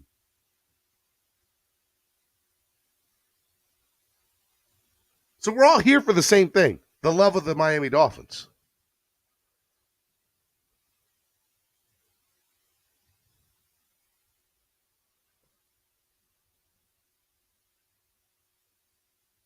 Word of mouth says 3 scandals in 20 years. Yes, word of mouth, you are correct.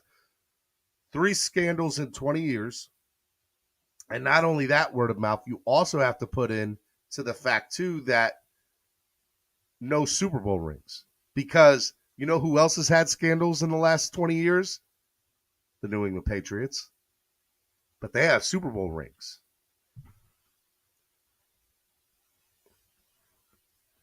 They have hardware to back them up. And by the way, their stuff is cheating scandals.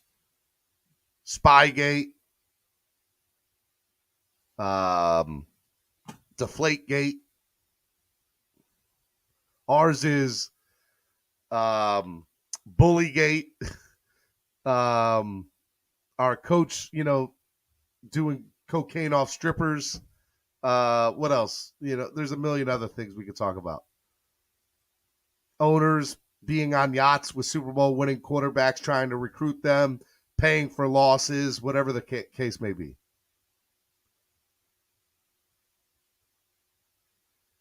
Trey said Robert Kraft getting caught. You're right. That's another one. The massage parlor, don't forget that. Massage gate.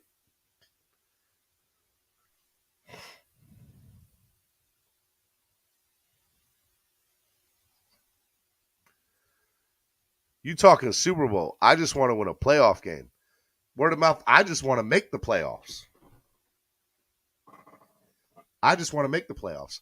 Miami Sports Music's #1 Miami fan morning show, Clock Blockers. I'm your host, Steven Daniels. Super excited y'all are hanging out with me this morning.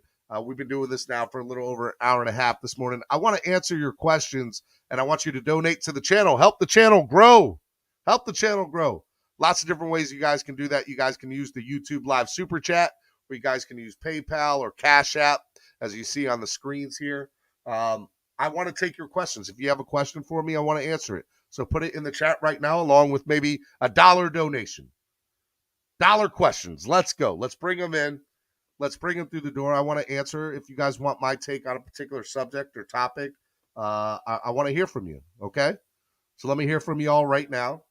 And I'm going to talk a little bit more, and then maybe after this we'll do a couple of live questions, and we'll go from there on hashtag Spread Kindness Friday. What have you done to spread some kindness? Let's go. All right. Hit the like button and subscribe. AT Fins News says, it's crazy how other organizations are able to make these winning teams throughout either free agency or the draft, and we still haven't figured it out. I think it goes back to what I said a little bit ago, AT, to Anthony's question of, I think it's ownership in the direction that they've headed, right? And the people they brought in to run this team, and I think there's something to be said of that. Trey with the $1 donation. Thank you, Trey. Trey, what's your question too, man? I'll answer whatever question you have. I like it. Will you say Tua sucks for $1? 1, 2, 3, 4, 5 says no. I will not. I will not do that. Could be worse. You could be a Colts fan currently. That's true. You could be. Captain Swole TV asked, did we do enough this offseason to beat Buffalo? Nope. Sure didn't. Not at all. Not at all. I'll say this about Buffalo. They overpaid Von Miller. A lot of money. But we definitely didn't do enough to get over that hump for them. Here's the thing about Buffalo, right? Look at Buffalo and what they did over the last 5 years. They found a guy in Sean McDermott to be their head coach. And whatever they've done in the front office has been amazing. Because they gave probably Sean McDermott everything he asked for. They picked the right guy in Josh Allen. That's the other thing too, right? The other thing in all this is they picked the right quarterback, right? And then they gave the pieces. They said, hey, our star quarterback needs a star wide receiver. So they went out and got arguably one of the best players in the game in Stephon Diggs. And I don't care what you said. The moment he went to Buffalo, he opened up that offense something fierce. And it doesn't matter if he's double teamed or not. The man still got passes. Like, he still put up numbers. But he opened up the field.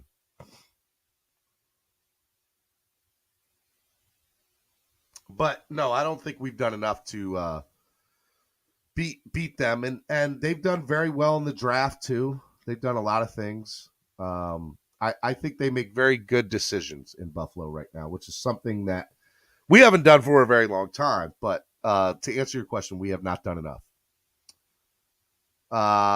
I'm ready for your next. Keep the questions coming in. I want to answer your questions. Thank you, TD. I appreciate your statement. It says, great show, Steven. Thank you, TD. I appreciate it, brother. Love you, man.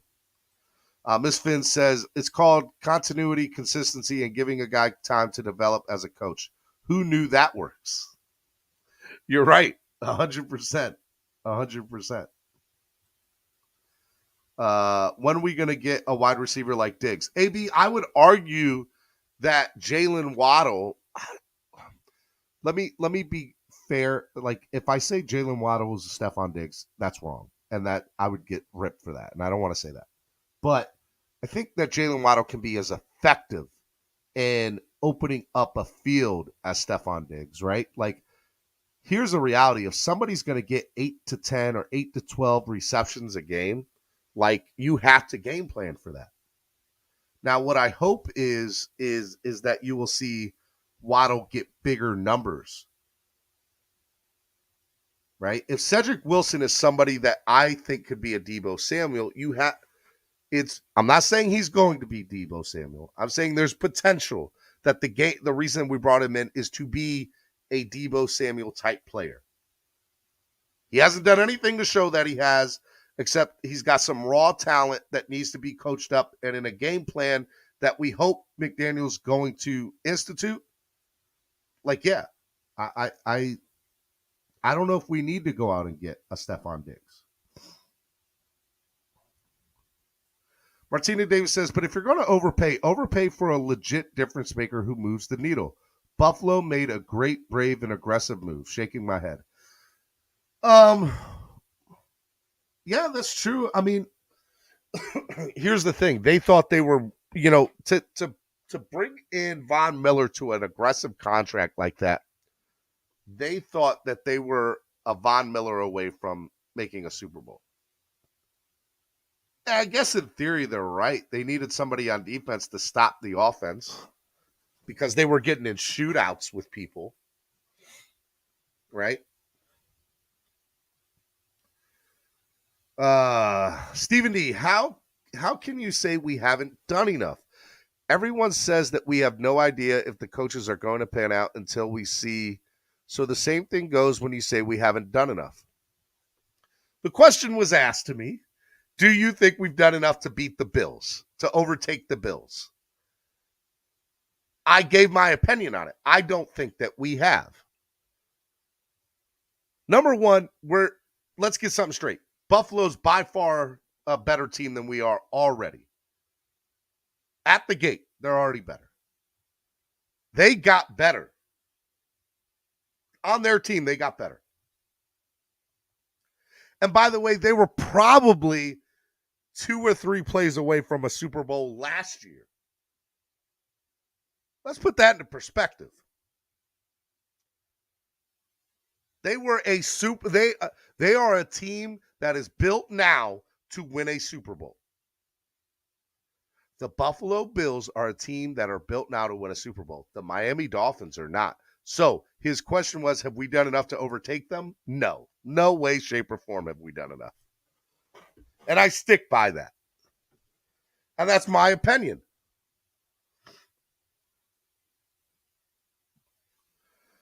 One, two, three, four apps. I appreciate the $1 donation. Do you have a question? Let me know. Stephen D. Reed Vaughn's contract is structured perfectly. They didn't overpay. I haven't gone into the details of it. I just saw 6 years, however much it was.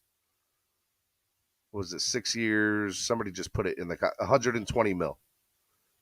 Now, the way it's structured, yeah, you're right. But look, it's a lot of money. That contract's big for a player like Von Miller. He went after the bag. Let's see. Taylor Made Jedi said, because we haven't done enough, any unbiased fan can compare these rosters and admit Buffalo is a superior team. Stephen D, my bro, I'm on your same wavelength today. I appreciate that, man.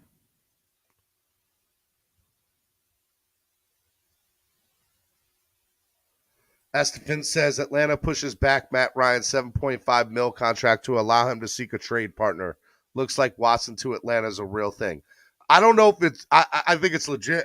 I'm not saying it's a done deal, but it definitely looks like that's leaning towards what could happen. Let's see here. It'll be a 3-year, $53 million deal. Pamela says Buffalo is susceptible, i.e. Jacksonville. What do you mean, Pamela? I got to know what you mean by there because Buffalo's a Super Bowl contender today.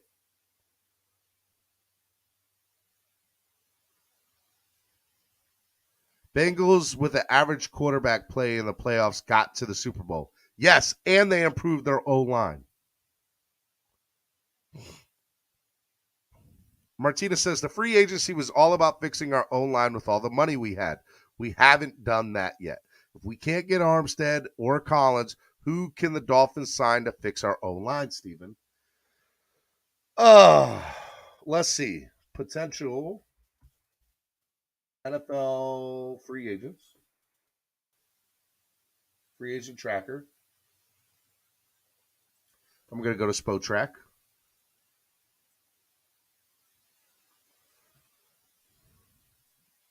My computer's taking a long time to load, so I apologize. Let's see here. Jacksonville, the trap game that they were missing 3 starters on the offensive line. Eric Fisher and Trent Brown are 2 names. Yeah, I think those are 2 great names.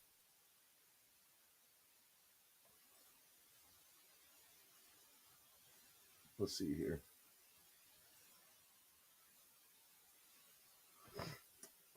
I think Spotrac's website is down because it's taking forever to get on there. Richmond Webb. Marcus Cannon is a name to look out for. I like the Eric Fisher or Trent Brown deal. And here's the thing. Let's say it cost Lael Collins $24 million for him to come here a year, right? That's a big number. But let's just say that's the case, right? We know we can release some people, make the numbers work, and do that. But let's say Eric Fisher and Trent Brown both say, hey, we'll take 10 mil each. When you bring in Eric Fisher and Trent Brown for 20 mil. So, by the way, I'm going to say this. It doesn't have to be a big name free agent. It doesn't have to be a big name free agent. I just want it to be all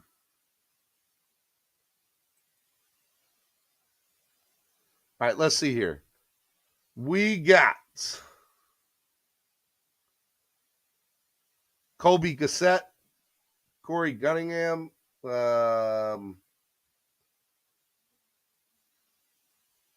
nope, all these players signed. I want to see J.C. Treader so bad.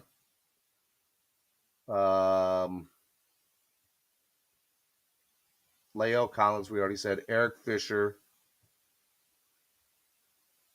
Did Riley Reif get re-signed by anybody? That's another one that's okay, I guess.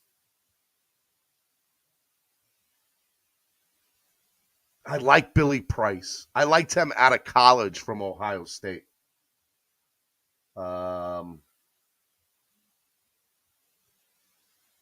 I don't know. Here's the reality. If the Dolphins were to go out and get 2 or 3 O-line at a few $1 million each, I'd be okay with that too. But the fact is they haven't done it yet.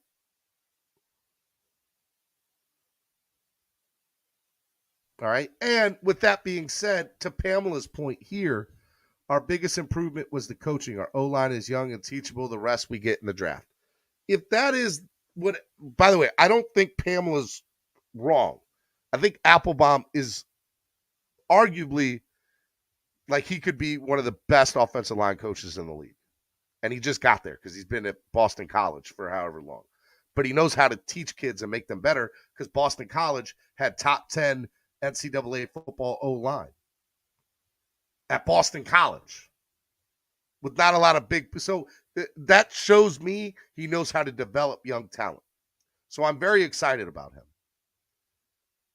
But we're also talking about professionals here too, not college kids. And that's a big difference too. And you have to put that into the topic of the conversation. Martina says, so our O-line can still improve dramatically this free agency. They can. Will they? That's another story. My opinion is I think we get one more free agent in the offensive line category. I don't know who that is, but I think it's at least one more. like big name wise. I'm not saying an elite person. I'm just saying whether that's Eric Fisher, or Riley Reef, or Billy Price, or whoever. I think we go after one more free agent O-line. But I also think that these O-line that are still available, they're waiting for the market to set because they want to see what Taron Armstead and what Lael Collins are going to get. And the moment that those dominoes fall, the rest of the offensive linemen are going to come off the board. So that may be another reason why we haven't seen the Dolphins get O-linemen, because a lot of them are waiting to sign contracts.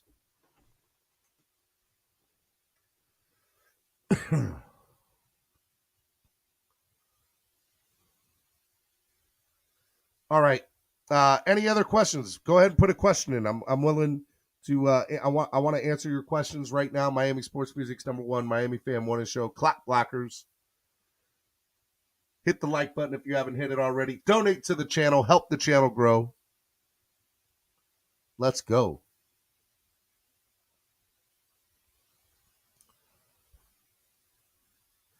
Martina, I guess, responding to Pamela's point, says, that's a good point, Pamela, but we can't start the season with Jackson and Eichenberg. Surely, how does that give Tua confidence? I know you asked that to Pamela, but I'll answer it too. I think that Tua's confidence should come from two places. I think it should come from, the coaching staff being more confident in him. And I think the other thing is understanding that, look, here's a reality. We have seen O-lines change dramatically off of one person getting instituted into there. My problem with it is let's say Connor Williams is the only person that comes in and makes a difference on this O-line, right? I don't think that that's enough to make a difference, because what if he gets hurt? Now we're stuck at the same place we were last year. Trey said, what's another weapon you would like to see added for Tua? I'd like to see one more wide receiver come here. Whether that's a free agent or somebody in the draft, it's whatever. I don't have to draft a running back. I'm okay with who we have. We got a tight end. So, look, the only logical answer to that is go out and get a wide receiver in the draft, maybe in the second or third round. I think your very first pick should be an O-lineman. Maybe even your second pick should be O-line, and then a wide receiver, and then a middle linebacker too. So O-line is #1 priority. And then I think getting another middle linebacker, a young middle linebacker would be fine. Wide receiver. I think those are 3 positions that I would like to see the Dolphins draft in. Now, the Dolphins are also known, though, for not drafting for the position that they need, but for drafting the best player available on the board. Right? Like we saw that with Javon Holland last year. Now, that worked out for us, but that's the case. Captain Swole TV says, how many offensive linemen on our current roster fit the zone blocking scheme Mike is trying to implement? I'll be perfectly honest with you, Captain Swole. For me, I don't break down stuff like that. I'm not as I don't even want to pretend to be that I'm that guy that knows the answer to that. I just know that it's going to be an entire, there's a reason that there are 2 running backs and a fullback sign, because we're going to be totally different on the offensive side of the ball when it comes to running. So maybe he sees that maybe some of the personnel we already have in place are people that can be good in his new offensive scheme with the right coaching and maybe a small change here and there. We don't know that. We say, here's the other thing too. We say we want somebody like Lael, and I'm just playing devil's advocate here for y'all. We say we want somebody like Lael Collins. Yes, I'm butchering his name. I'm sorry. But the reality is Lael Collins is somebody that would be good in a team that's throwing the ball 40, 50 times a game. We're not. Is Lael a good person for run blocking? Now, Ezekiel Elliott is great, and he is somebody that Can definitely put up the numbers, but was he a big part of was Collins a big part of the reason that Ezekiel got those yards? We know that he couldn't stay healthy, and there's something to be said of that. But I don't know. I would like to see Collins in a Dolphins uniform. How about we get this narrative that any quarterback deserves anything? I don't know what you're saying there. AT Fins News, appreciate the $2 donation.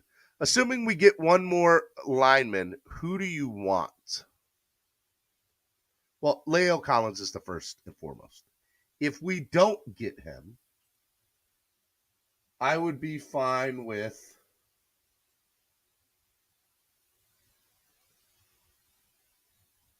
J.C. Treader is the guy that I really want, if I'm being honest with myself.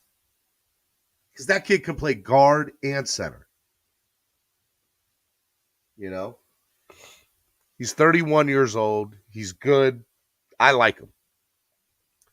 So I'd love to see J.C. Treader in a Dolphins uniform. And if we got him to go along with Connor Williams and then go out and draft a young tackle or maybe even another young guard, our middle O-line just got amazingly better. Amazingly. Shout out to Ken Rosa for the $5 donation. Thank you for donating and sending in, your thoughts and questions too. I'm telling you, it goes such a long way into helping the channel grow. Keep on following along with Ken. I think getting an inside linebacker is being overshadowed too much with getting a tackle. We legit have no one capable at that linebacking spot. I think that's a perception thing. We do, here's the reality. We need to upgrade the middle linebacking position to a certain extent, right? I would love to see Melvin Ingram come in and play the linebacking slot. I think, but it also is the defensive scheme that is there. We're not changing too much on defense. We're not. And, look, there are plenty of people out there. Here, let me look at inside linebackers. According to Spotrac, free agents. Bobby Wagner makes sense to me. Kyle Van Noy's available. Just saying. I don't want Kyle Van Noy back. Love the guy. Thought he was great, but don't want him back. I'm going to go with Bobby Wagner as the guy that I would want, according to this list here.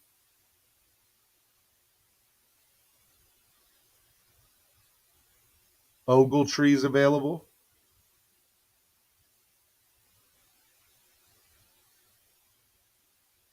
Dante Hightower's available. Bobby Wagner. Bobby Wagner's the guy I'd want to see. He would be my dream pick at middle linebacker. Question is how much is he going to cost? Because Miles Jack and Jordan Hicks got 2 years, or Miles Jack got $16 million for 2 years. Jordan Hicks got $10 million for 2 years, and Oren Burks got $5 million for 2 years. So where do you put Bobby Wagner for inside linebacker and what he would get paid? I think he'll get paid anywhere from $8 to $12 million is what I would see him getting paid for.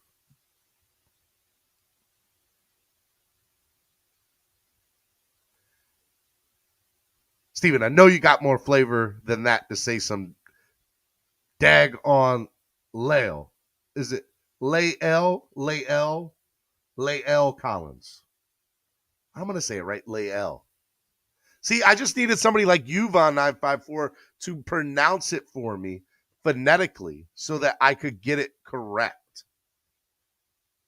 Instead of having my number two just get all on me that I'm butchering people's names and hurting my feelings. You're hurting my feelings, Andrevius.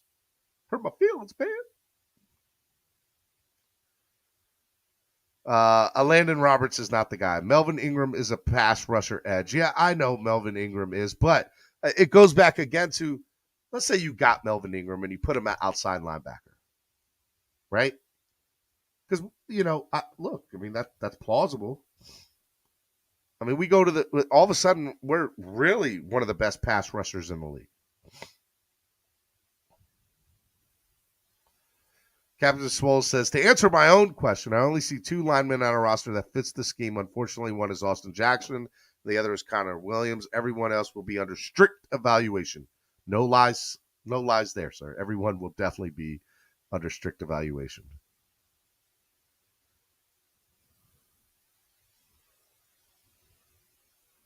Alex Ogletree is solid. I would take a flyer on Dante Hightower.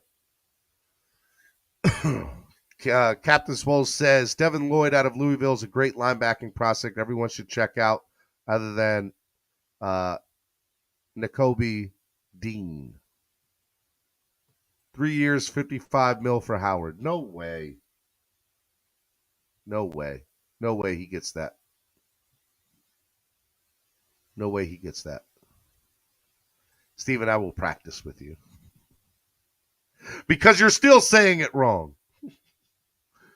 Lael. Lael. Is it Lie? Liel? Liel. Liel. Is it Lieel? Like the phonetic saying? You're going to help me. We're going to get this together. Lael. Lael. Lael Collins. Lael Collins is my number one pick. Thank you, Andreas. We got to it. Yes. Together.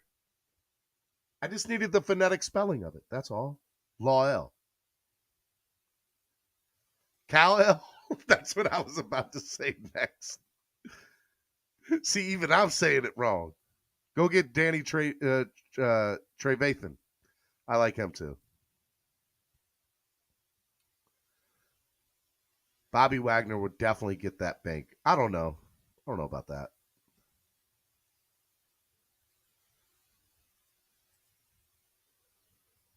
Just like Tagovailoa. Tagovailoa. Guys are funny. Guys are hilarious. All right, let me see if any news broke on Twitter. Adam Schefter reporting Michigan linebacker David Ojabo is expected a first-round pick next month. Just got hurt at Michigan's pro day and limped off the field with other trainers per source. Let's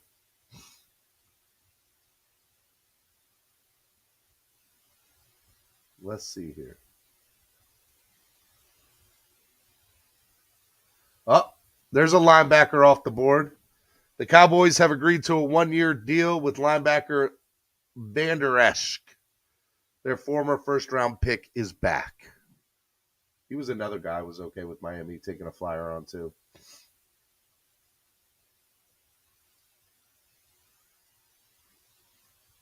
Let's see here.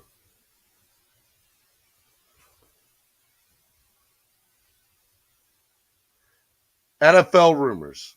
Atlanta reportedly offered A.J. Terrell multiple first-round picks for Deshaun Watson. Allegedly. That is not confirmed.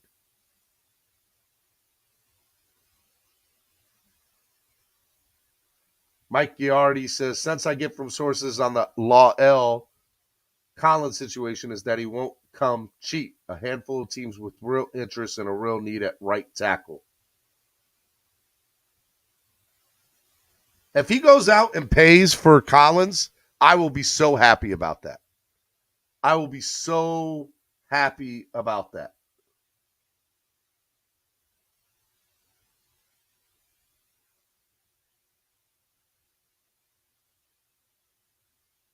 Let's see here. What else we got? What else we got here?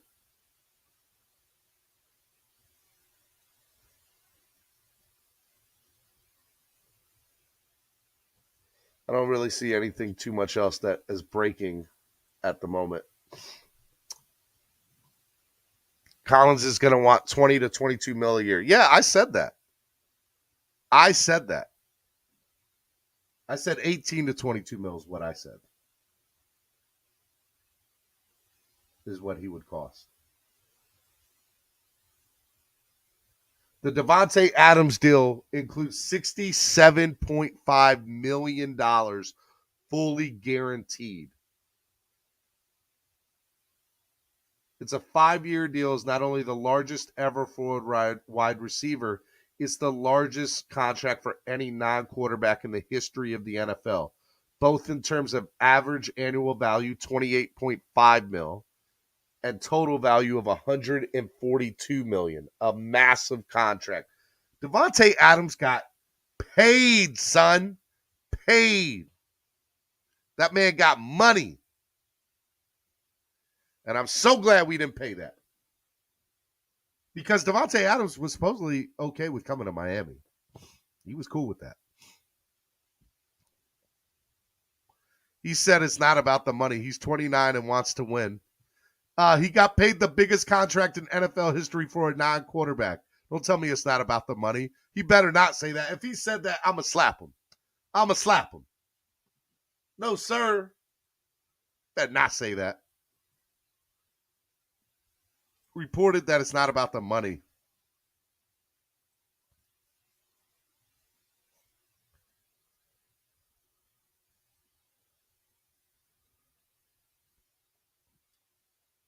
All right, let's see here. What else we got?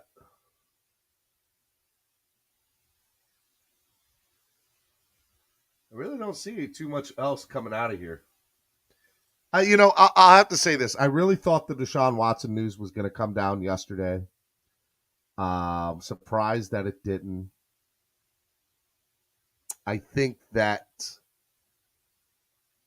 it's going to come down by the end of the week. And so come Monday and next week, I think we'll see it. But we'll have to see what happens. I think it'll be a very interesting thing to see because I think it'll have a ripple effect on everything. Wherever he goes, Terron Armstead's going to make his decision. And wherever Armstead ends up making his decision will be a factor in if that team or other teams get in on the Law L. Collins situation. And then once those players, Armstead and Collins, go down, the rest of the dominoes for the offensive linemen are going to go. What I don't want to see from you all on Twitter or social media this weekend is the moment in Armstead and Collins sign with somebody that's not Miami, if that ends up being the case. I don't want to see Armageddon. Oh, the Dolphins did something terrible. We didn't get them. No, it's not over yet. Give them a chance to see what else they do. Don't let that affect now, if they don't do anything, by all means, have at it. But understand that if we do not get them, it is not the end of the world. We can still improve that O-line. Trey says, it's going to happen. I know it's going to happen. I know it is. But the other flip of that coin too, Trey, is that if we do sign Collins to a $22 million deal, everybody's going to be like, we overpaid for him. We overpaid. No way. $22 million for a starting caliber tackle. Sign me up, son. Sign me up. Where do I sign?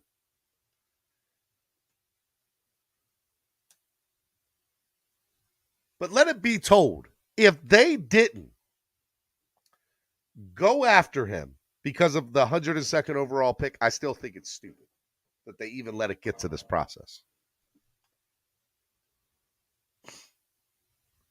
It's going to happen, Stephen D. Definitely going to say we overpaid. $30 million for a wide receiver that's not named Cup. It's crazy. I know. I get it. Listen, if Watson goes to Atlanta, we about to overpay for Armstead. Let me talk about that real quick, Andrevius, because I think you bring up a very interesting conversation. If Deshaun Watson goes to Atlanta, like I at this point, I'm actually predicting is going to be the case.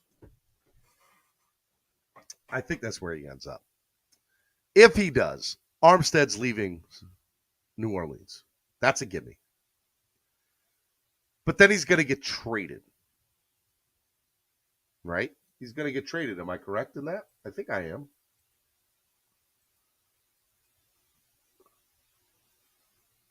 No, he's a free agent. So that doesn't matter. He's a free agent. What are we talking about here? Armstead is a free agent, unrestricted free agent. I don't think we're not paying him $20 million. Armstead's going to get 16 to 20. All right, so I know I just contradicted myself. I see Armstead getting 16 to 20, and I see Collins getting 18 to 22. Maybe even as high as 24 or 25 for Collins. But if we got Armstead for anything less than 20, it's a win, in my opinion.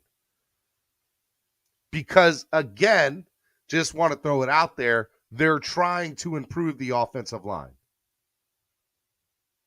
which is what I want them to do. But it probably will also mean that some people are getting cut. Cut. My E40 voice. Well, yeah. You crazy, Steven, by throwing a bag at an Armstead, whoever gets him. His injury problems, I get it. But he's a hell of a lot better than anybody we currently have on our roster right now. By far and away. By far and away. By far and away. Okay? I'm okay with overpaying for offensive linemen. Just want to say that. I'm not okay with overpaying. You want to know why? Because check it out. Is there a wide receiver that's better than Devontae Adams? Shake your head, yes. Are there wide receivers that can put up really good numbers that you don't have to pay a lot of money to? Shake your head, yes. You know what is not a high commodity? Or excuse me, that shouldn't be what I say. You know what there's not plenty of in the NFL? Good offensive linemen. If you're going to overpay for any position in the NFL, there's two positions you overpay for. Quarterback and offensive lineman. And no particular order. I'm okay with overpaying at those two positions depending on who they are. And more, I would probably say more so O-line than quarterback. Because there are just not enough good offensive linemen in the NFL.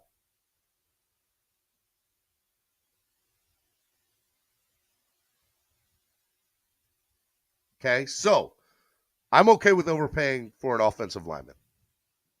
I'm okay with it. I can live with it. I can be like, you know what? He got hurt, but they tried. I can go to sleep better at night knowing Miami tried.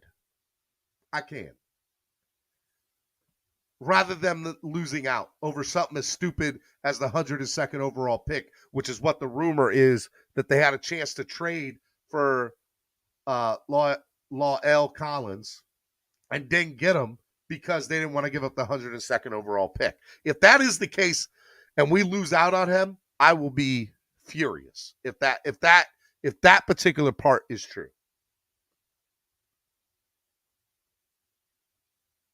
If we get outbid and we didn't have a chance to begin with, it's whatever.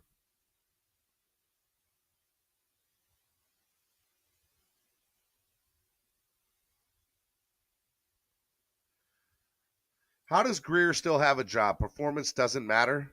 Cliff, I think Greer still has a job because I think Greer had the best draft of any GM last year. Yes, he did. And you can't fire somebody who had the best draft clearly than every other team last year. That man got 3 first-round picks. He did. Call it what you want. Jalen Phillips, Jalen Waddle, and Javon Holland, all first-round picks. All players that can make your team great for years to come. Years. Absolutely great guys.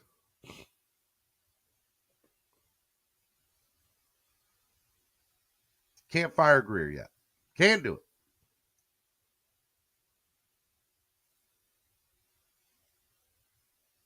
Can't do it. I got to be honest. We can't get mad at Greer yet. Free agency is deadlocked until Watson is signed. Do y'all know something I don't? I agree. The dominoes will fall the moment Deshaun Watson goes, because that will in turn take Armstead out of the deal probably within 24 to 48 hours after that. And then I think you'll see Collins signed, if not this weekend, by Monday or Tuesday of next week. Maybe as early as today, but I don't think so. My hope is that Deshaun Watson gets traded today.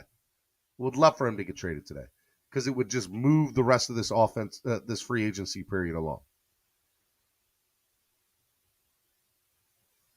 Greer won't pay Holland, Waddle, or Phillips. Now, Epps, that's where I disagree with you. And that goes to Pamela's point a little bit ago. He gave the bag to Agba. He gave the bag to Baker. Why won't he give the bag to Javon Holland, Waddle, and or Phillips? Now, I understand you probably won't be able to keep all three of those guys. But the goal of a good GM is consistently doing good in the draft so that there's a rotation of people coming in and out. You're not going to be able to keep everybody. New England can't keep everybody. A lot of people in New England play their first or second contracts, and their second or third contracts, they go get the money wherever it is, and then they come back usually. How many people do we know went out, got the bag somewhere, and then came back to New England a couple of years later or a year later, whatever? Stephen D., that pick may turn out to be very valuable. Watch and see. We may use it to pick up someone or as leverage. Which pick are you talking about?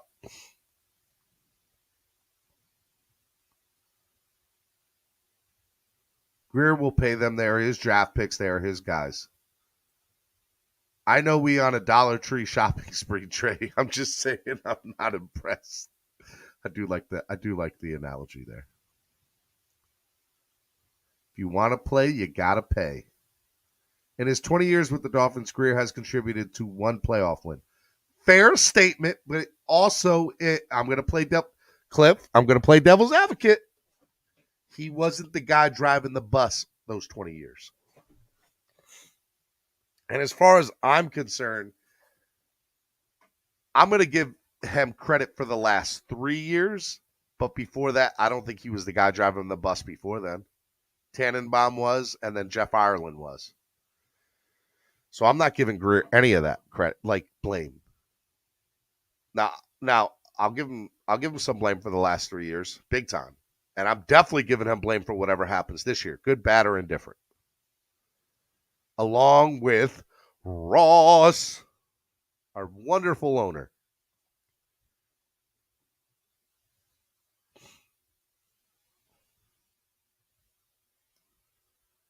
Steven, you guys complain Greer is always trading picks, but you're going to believe he's not willing to trade pick 102.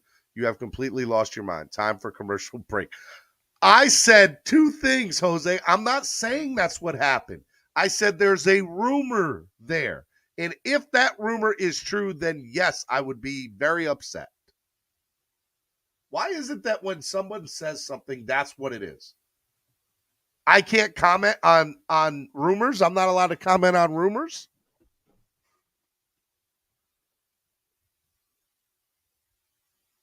I'm legit asking that.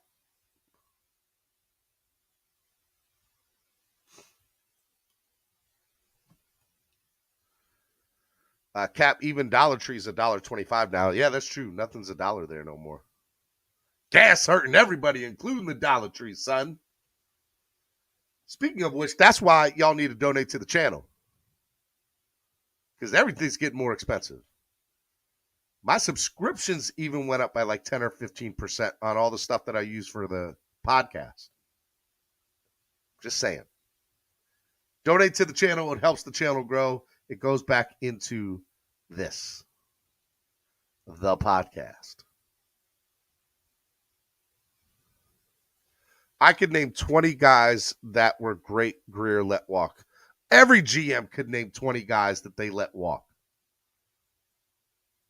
I can't believe I'm defending Greer. I don't want to, but I have to. Like that. Like, come on. Every GM can.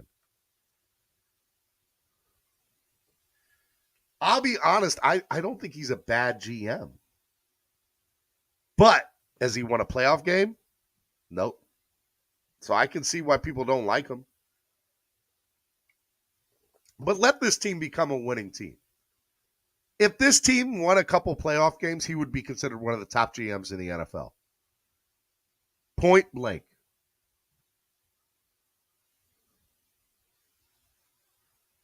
Is there truth in the rumor that if Collins gets caught screwing up one more time, he will face a year suspension? Haven't heard of that, Thomas, at all. I haven't even heard that rumor.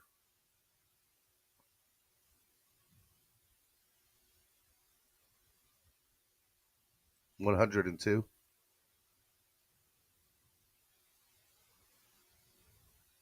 We got to donate all our money to gas, Stephen D.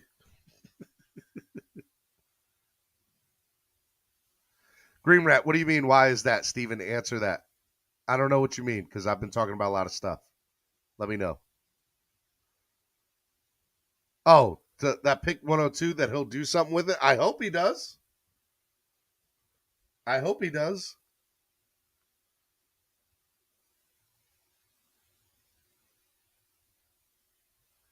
Steven, do you get to keep more money when we send it here, or is Cash App better? Cash App and PayPal take out less than 10%. YouTube takes out 47, 46%. They take out almost 50% of anything you guys send through YouTube.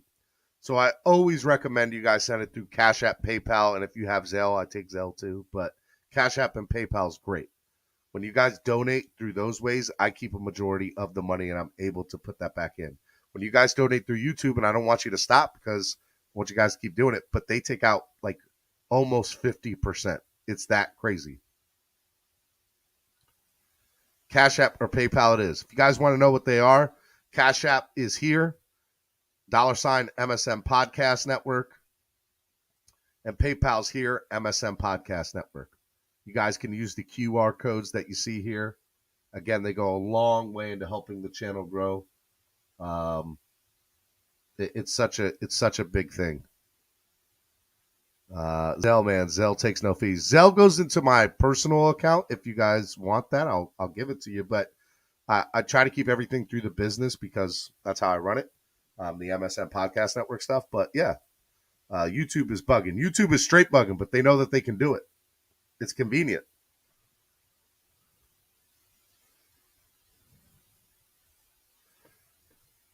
If y'all, how many people would send through Zelle if I gave you all that?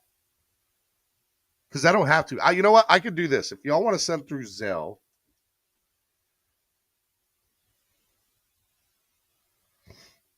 oh man, I'll give you the whatchamacallit.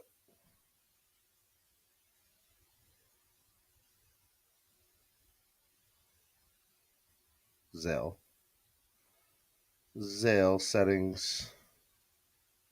There we go. If y'all want to send through Zelle, this is my one of my many email addresses. This is for Zelle.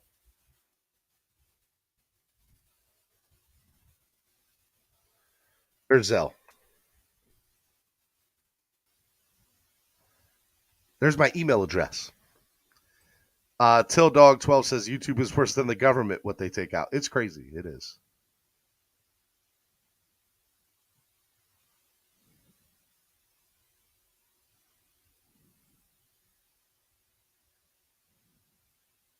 I appreciate y'all donating. It means a lot when y'all donate.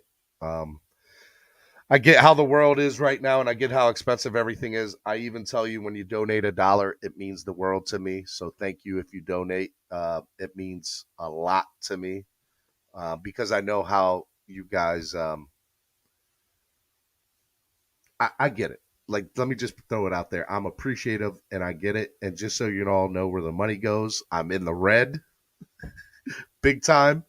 But it goes back into the podcast network. It goes to being able to buy new microphones, which I need to buy. It goes back into the services, the like, you know, the graphics, stuff like that. I want to start doing more videos, social media stuff, reels. It goes into the equipment that I use when I travel. It goes to some travel expenses when I'm doing stuff at live events. And that's what it goes. So, you know, just so y'all, that's where it goes. It goes right back into the podcast network. And I want y'all to know that. So thank you for donating. It means a lot to me. Okay.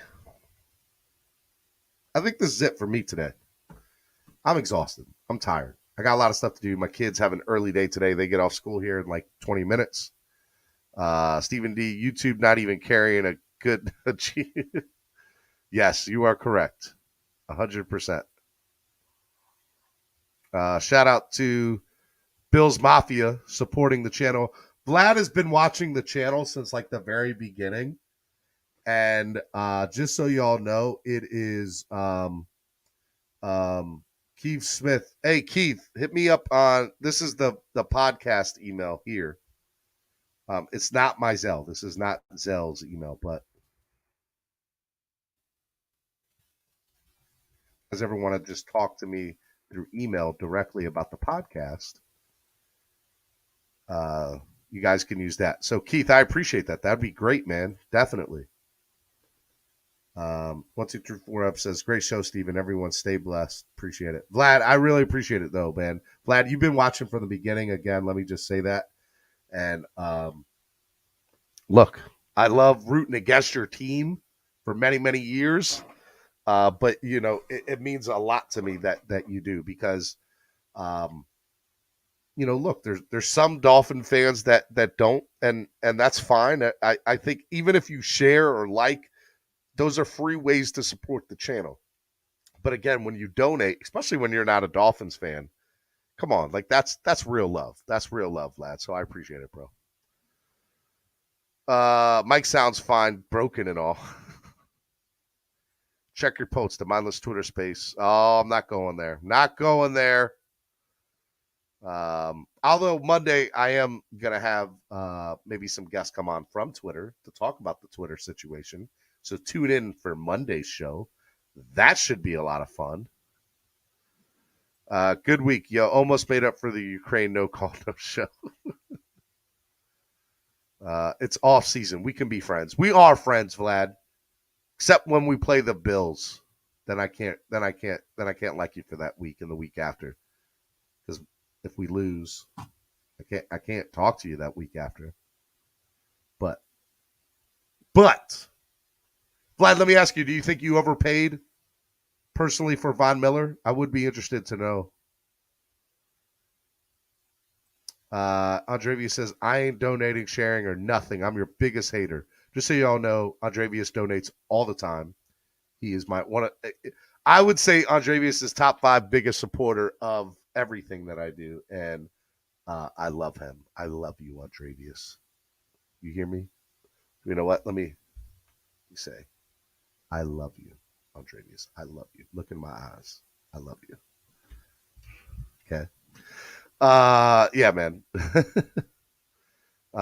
I am interested to know, real quick, Vlad, do you think you overpaid for Von Miller? Pamela says, we know it's not your Twinkie budget. Oh, man, Pamela throwing shots. Bang, bang, bang, bang. What? Pamela over here throwing shots. I love you, Pamela. I love you too, Pam. Let's see here. Vlad, are you going to answer my question, Vlad?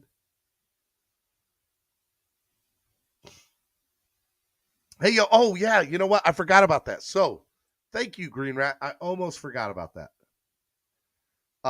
Dre only supports you because he likes to swear. That's true, NorCal Dolphin. Shout out to NorCal Dolphin. It's basically a 3-year deal, $17.5 million a year. But did you think you overpaid? Wait, there's supposed to be Twinkies?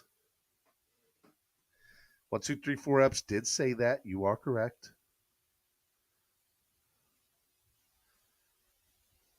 I did.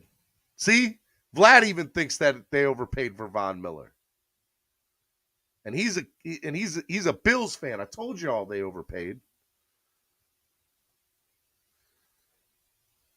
Y'all want to listen to me? Like I don't know nothing around here. I wouldn't curse if I couldn't afford it, unlike some potty mouths. Yes, that is a shot. Bang, bang. Real quick, let me talk about spread kindness front. Enforce the swear jar. Respect the swear jar. I respect it. I think there are some people, Chef Zhu, that cussed yesterday that did not deliver to the swear jar. If I'm correct. Chef Zhu, if you're watching, matter of fact, why don't you hand out invoices right now to people who owe to the swear jar? Good players cost money. 1, 2, 3, 4 Eps. You're right. You're right. Bills didn't overpay us. The same contract Chandler Jones has, but with more years. Big money Dre in this piece. I see what you did there, Von 954. Okay, Spread Kindness Friday. Spread Kindness Friday is one of my favorite things that I created with my YouTube platform. Why is that? I'm going to tell you why. Steven, there's people who owe you a worth of swear jar fees. You ain't getting that. I love it. I think there's a lot of, it actually probably is great to talk about because of what's going on in the Dolphins world, the Dolphin fan base right now. Right now, there's so much hate within the fan base. There's so much eating at each other and negativity. YouTube, YouTube chat, Twitter. It doesn't matter what platform it is. There's a lot of animosity for one another right now. And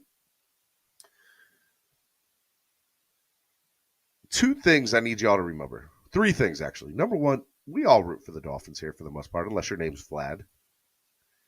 We're Dolphins fans. Come on. There should be nothing but love here. I get we don't agree and see eye to eye on everything, but that's part of what makes our world great, right? The other thing that I think we need to understand, too, is that there's other big problems in this world out here. People out here paying $5 a gallon for gas.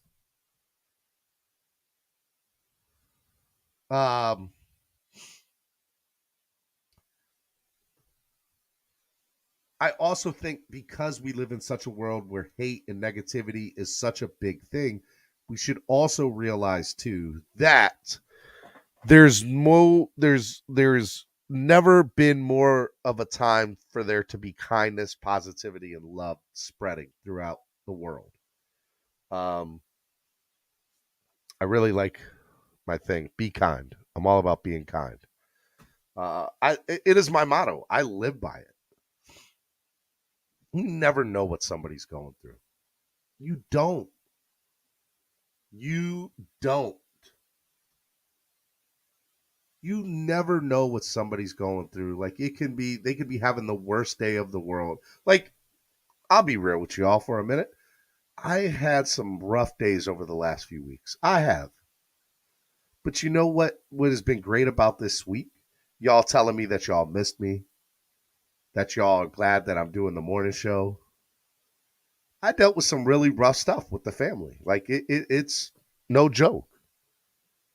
But understand that doing this show and having me do this and interacting with y'all on a morning in, morning out basis is a beautiful thing. And I need it just as much as y'all need it, if not more, probably. But for people that you interact with on a daily basis or have interacted with in the past, but maybe you haven't talked to them in a long time, I think that you should reach out to those people because you never know what somebody's going through. Even in here in the chat, people can be all big and bad in the chat, but you don't know how bad that person's feeling. They could be going through something really, really horrible in their personal lives. And they're just lashing out because they need to lash out at something. Now, that doesn't make it right, but just understand everybody has something and everybody's going through something. And when you're doing that, the only thing that solves that is kindness, love, and positivity.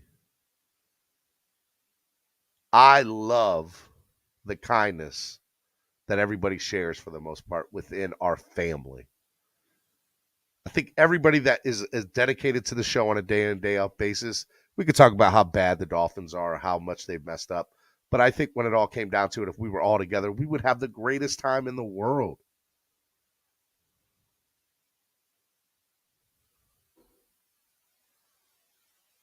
Positivity and love are something that needs to be spread. So today is Friday. Friday, Saturday, and Sunday. This is what you guys have homework to do today, this weekend. At some point this weekend, you could be at the grocery store. The person behind you could just have their head down. They might look depressed. Just look at them. Say, hey, how are you doing today? Just say hello. Talk to them. Interact with them. You could be going through the drive-thru at your fast food restaurant. Why don't you say, hey, this person behind me, how much is their thing? Oh, $5, $8, $10. Let me pay for their stuff too. You don't know that person from Adam and Eve. It doesn't even have to be in that. You could be walking out in the park or doing a run and just seeing somebody on a bench and they look down and they look depressed. Or you're at the gym and you just see somebody that, maybe they're in the zone, but they might not be looking good. Mentally, we don't know. Just say, hey, you all right? Is everything okay? You want somebody to talk to? Do you want me? A stranger, complete stranger. You never know. People in your phone you haven't talked to for 6 months, 3 months, heck, 3 months. Pick somebody you haven't talked to in 3 months or more and go in there and say, hey, haven't talked to you in a while. I'm thinking about you. I hope everything's okay with you. Whether it is or it isn't, just know I'm here and I'd love to say hello and just talk with you. You never know that a text like that can save somebody's life. I have heard plenty of stories being in recovery and working, in small church groups as well as recovery groups, that somebody just asking how their day's been could save, not only be a great thing, but save somebody's life. Because it makes somebody else think, oh man, somebody's asking about me. Somebody actually cares.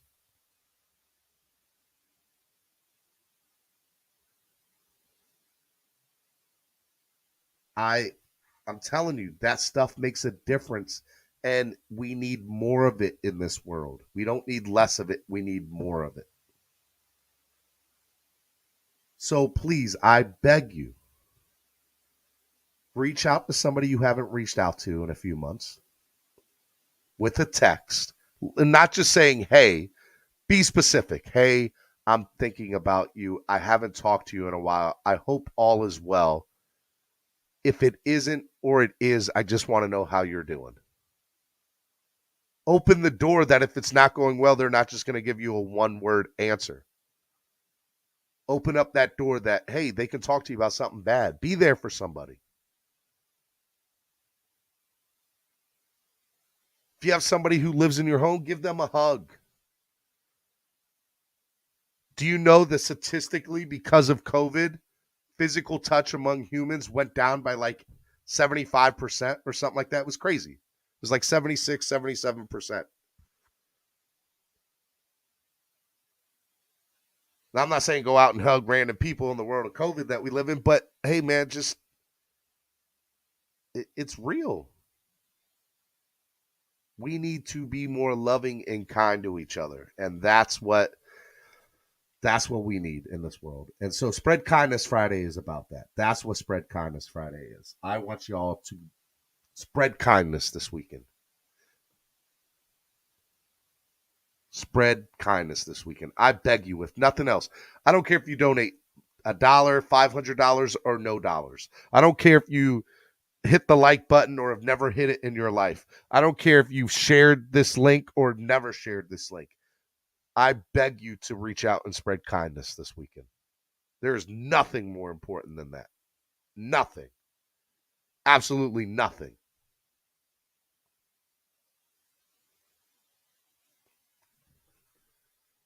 I love y'all. And I love this show, and I love doing it for y'all, and I hope that it goes further into the future, and I grow it, and I'm able to get more sponsors and be able to grow this thing and be able to do this for a living, that we can really do some stuff. I not only want to do this for a living, I want to be able to do stuff and change people's lives with it. So that's my biggest thing. Shake money. I just called my mom and asked, Mom, how are you doing? And I love you. She replied, what did you do? How much is it going to cost me?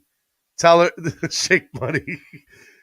That's why we need to do it more often. That response, funny or not, and it is funny, is there's a real thing to that, right? Don't have an alternative motive. Just say, I'm just thinking about you, Mom. I love you and I miss you. 5954 says, that's why I love this show. Good people here.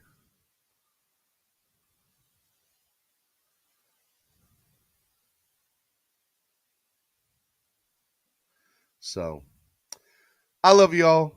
I love my dog, my cat, and my bird. I spread kindness by buying them food. So sorry.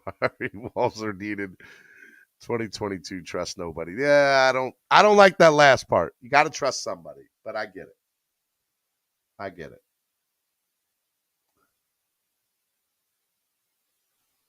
You guys are great. And ladies, y'all are wonderful. Keep doing what you're doing. I appreciate your support. Please donate to the channel, whether it's through Cash App right here, whether it's through PayPal, or whether it's just through regular donations through YouTube. Please donate to the channel if you can, if you're able to.